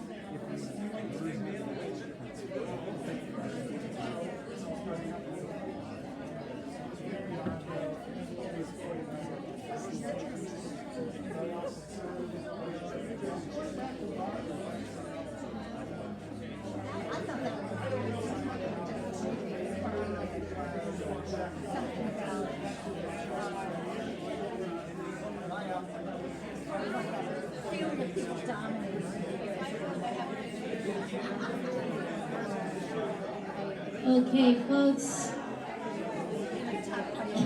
It hurts me to stop you during such interesting conversation, but I'm going to ask you to grab a seat, and we will continue on.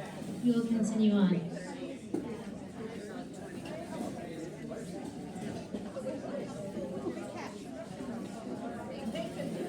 Okay. Can someone tell me, please? Can someone tell me, in your mind, to you, what was the point of this exercise? What was the point of this exercise? Anyone? Anyone? Hang on one second. We're not upside down. Hang on one second. We value different moral foundations. Okay. Why bother? Why bother thinking about our own moral foundation prioritization? Because they influence how we respond to things. Okay, great. They definitely influence how we respond to things. Yeah, cheers. Hi, everyone. Lee said at our table, which I thought was really informative, is just like it will inform how you can talk to other people if you know where they stand on certain issues.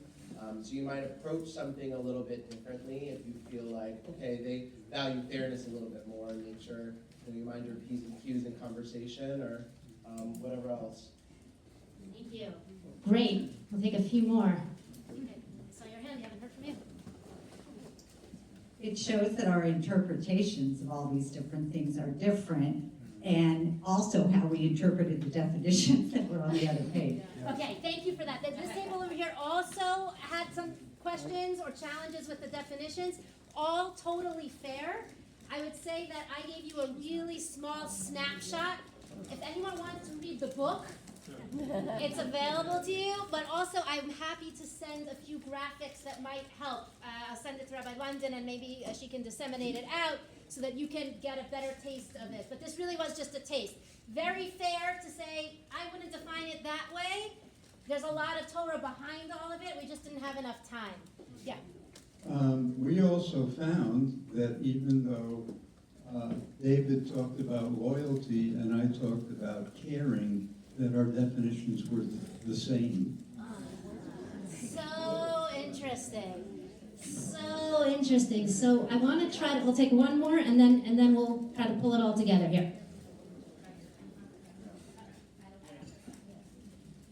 Hi, Debbie. I was just noticing, or just wanted to voice what we all voiced, that we were really hungry to find our commonalities. And we wanted to be same. And I just thought that was such an interesting noticing when we're trying to, make space for disagreements. We are so needing in this moment to just huddle and be like, oh, look, me too. Just one note. a really important observation. Haidt talks about in the book, this is really where he starts, and I can send you a video also where he starts. Human beings by nature are tribal. We look for sameness. It makes us feel safe. Teams, somebody just mentioned. Why do we care about the Chicago Bulls? Right?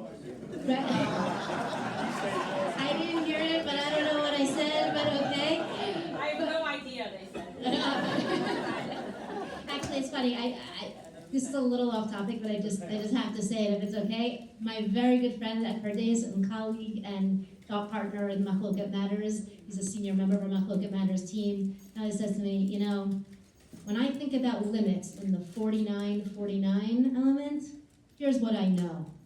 There's no legitimate 49 to say that Michael Jordan is not the best basketball player ever.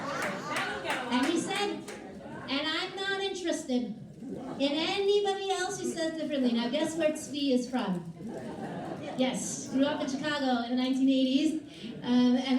But this is a really important point. The tribalism, we can do amazing things when we're united. Symphonies act. Beautiful music emerges because everyone's on the same page. You can probably think of so many other examples. And what's the flip side? Tribalism can also be bad and evil. And it can also make us assume that other people who are on different teams are less worthy than we are, or they're evil. So I appreciate the observation that we sort of sometimes we want to naturally be among sameness. Also, sometimes when we're around people who are different than us, we assume that they're different in every way. But sometimes you can find a lot of common ground. This is, to be very transparent, our sometimes saving grace at Pardes. Because Pardes, as I mentioned before, is a place where, as part of our ethos, we want and welcome diversity. Jewish text and tradition belongs to all of us. Your Torah, your journey. That is our motto. That's amazing when you have people of different generations learning in a big midrash together, and people of different sexual orientations, and people who would never have met each other ever. You know what else it is? Hard. Sometimes it's hard. We try to lean into what we have in common, and I'm gonna, again, just be very blunt, it doesn't always work. Particularly in the last 2 years of, become more polarized world. What do everybody there have in common? For whatever reason, they all want to learn Torah. The reasons, motivations might be different, but that's something that everyone there has in common. So trying to find common ground, Haidt's point is, and with this we'll move on to the next point, the next piece, but Haidt's point is, we can dismiss and demonize those who disagree with us about fundamental and moral issues, automatically casting them as devoid of values. Or maybe we can try to understand why they have the values they hold and how their position might be a different prioritization of values rather than a lack of values. Is it possible that some people are evil? Yes. But everybody who disagrees with me? Unlikely, I think. Okay, now, but we all live in the real world. And in the real world, we know, great, I might tend to order my values in a certain way based on, and this is another important point, I hope this came up in your groups, right? What is it about my life experiences that have impacted the way in which I prioritize my values? Did that come up in anyone's discussions? No. Yes, I'm seeing a little bit. Okay, it's a really important point. The way I see the world and relate to the world, other people in it, and myself, often is through the prism of my own experiences. What else do I have? But guess what? The other person is doing the same thing. Okay? And we'll talk about that in just a moment. Hang on one second. Okay, we're going to go a little bit on turbo speed. Are you okay with that? because I want to respect your time. We're going to end at 3:30. That was the end time, correct? Okay. Turbo speed? We live in the real world. Often we have values that are in tension with each other. This is another really important point. I may tend to prioritize, I'm just choosing one right now, fairness, or I may tend to prioritize care. But when I prioritize one over the other, it doesn't mean that I don't still have the other values and don't still hold them dear to me. Let's take an example.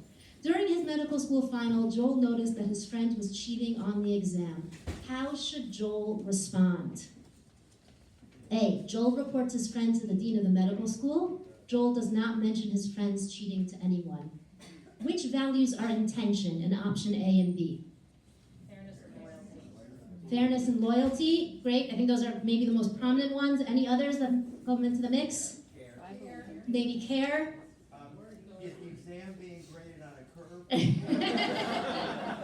Good question. Here's the thing. I don't have any more information than what's written on the screen. I'm going to hide behind that if that's okay. All right, let's imagine, I think there could be a lot more, but fair and, what'd you say? Fairness and loyalty. Okay, now, let's say for a second that Joel reports his friend to the dean of the medical school. Does that mean that Joel has no regard for loyalty? No. He's just in a really hard spot, Joel is, right? He has to make a choice. He can't prioritize both at the same time in this instance. Now, I really don't take this vote too seriously, okay? If it was you, you're in Joel's position, how many of you would do A? Hands down. How many of you would do B? Okay, ready? There's always a C. During his medical school final, Joel noticed that not his friend, but his brother was cheating on the exam. How should Joel respond? Does the fact that it's his brother rather than his friend change the equation? Could it change the equation?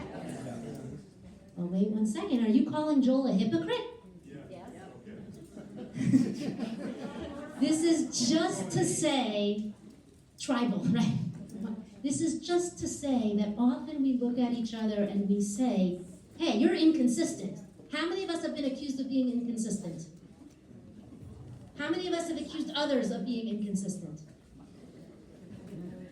Now, it may be true. I will say for myself, I am sometimes inconsistent. You know why? All those things. And because I'm human.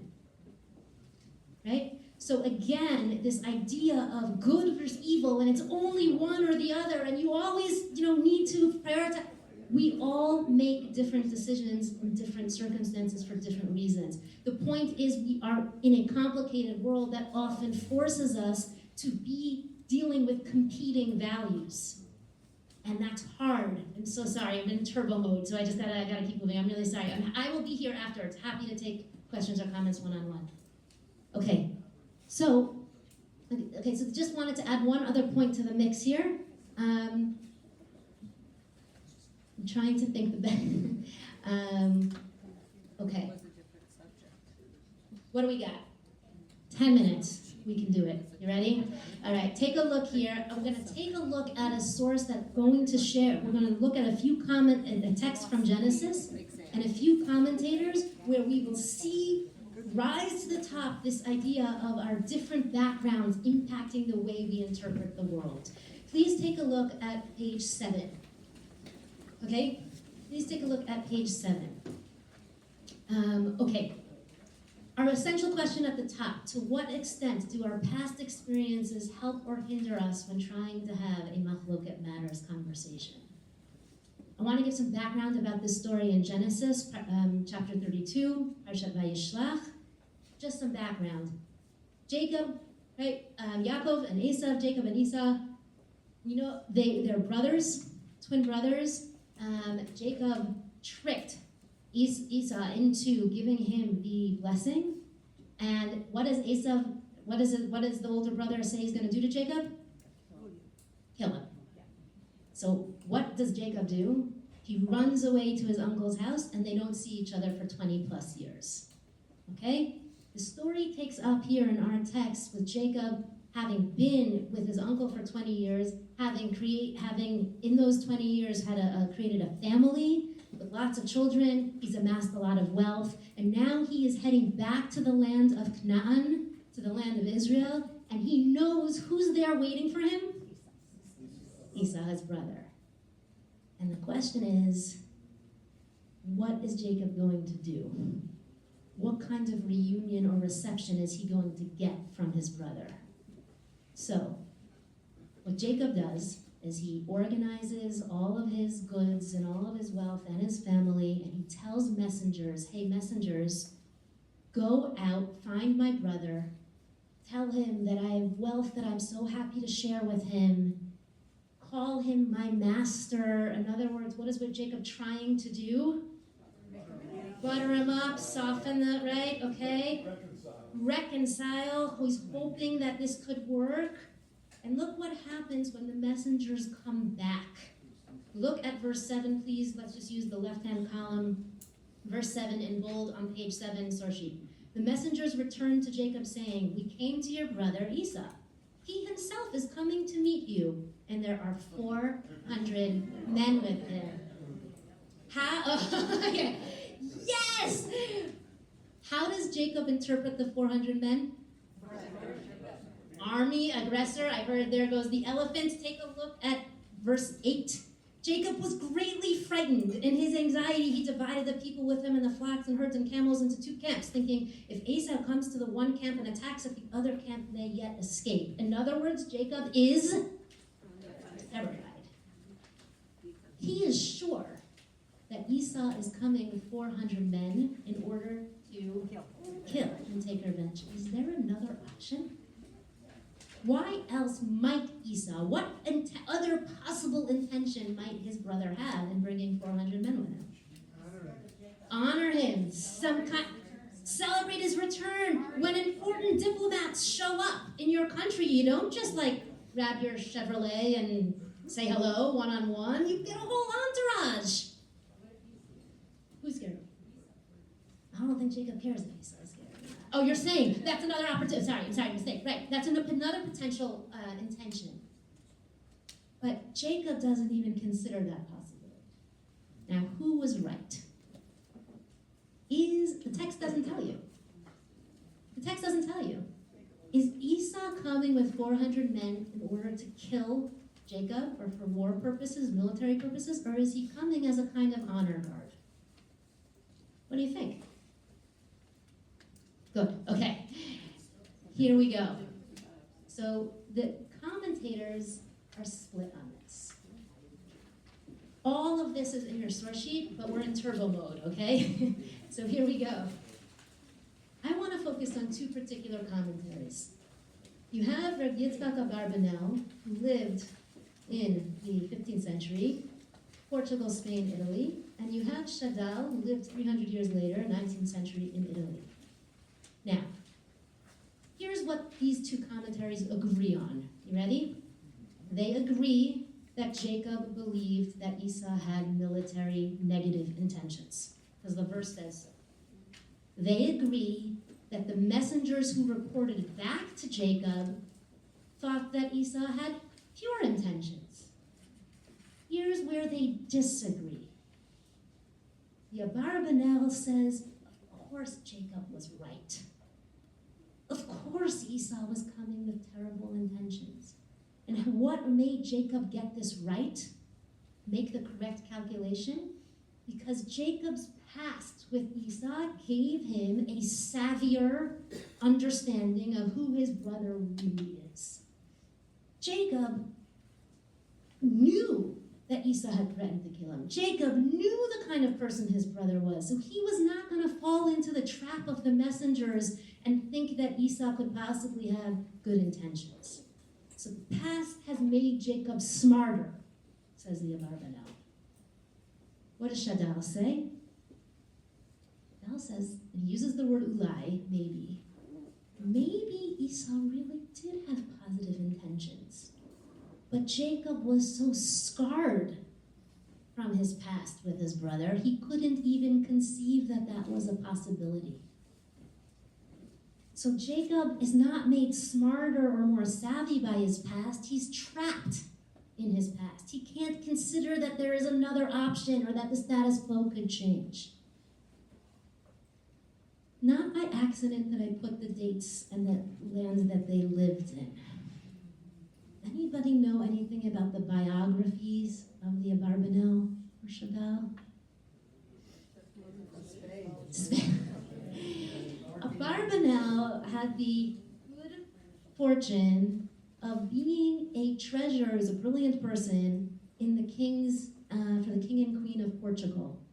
And then the King Alfonso died, and Abarbanel was charged with treason. And he ran. Where did he run to? Just in time, he's in Spain, just in time for Spanish Inquisition of 1492, where, by the way, in Spain, he also worked for the kingdom. And what is Abarbanel's personal experiences showed him? Fool me once, fool me, no, I always get it wrong. Fool me once, shame on you. Fool me twice. Okay? And Abarbanel was saying, and I'm just going to speak in Abarbanel's language from 15th century, you cannot trust these Christians. Look what happened. Not once, but twice. Jacob is not going to be naive. He's right not to be naive. He's right. He's learning from his past. Shadal, living in 19th century Italy, what's happening then? Emancipation. Shadal is studying Bible with Christian theologians who are his friends. It's not so shocking that Shadal would say, wait a minute, things can change. Things can change. What are you noticing about these commentators and their interpretations of the text? Great. They are seeing the text and interpreting the text through the prism of their own life experiences. Now, we often do that. We interpret people and the world around us through what? Our own life experiences. And when I come into a conversation with somebody, that's how I'm operating. It's my own stuff that I'm bringing with me. I say stuff as a perfectly neutral term, neither good nor bad, but it's mine. And guess what? So is the other person. Can I try to understand where they're coming from? Can I show curiosity to understand the prism through which they are looking at me, or where they are understanding the news or the world around them? Can I ask questions that open conversations rather than shut down conversations? Can I imagine them as a person who has values but might be prioritizing values differently due to so many variables that I'm not even aware of, but I'm curious to find out? That could be a task for us.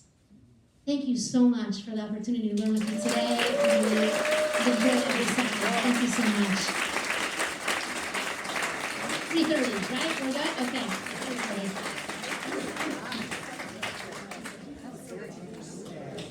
Can you remind them? I just want to add my thanks. I think we all found this to be an amazing couple of hours. Could have been a whole day, obviously.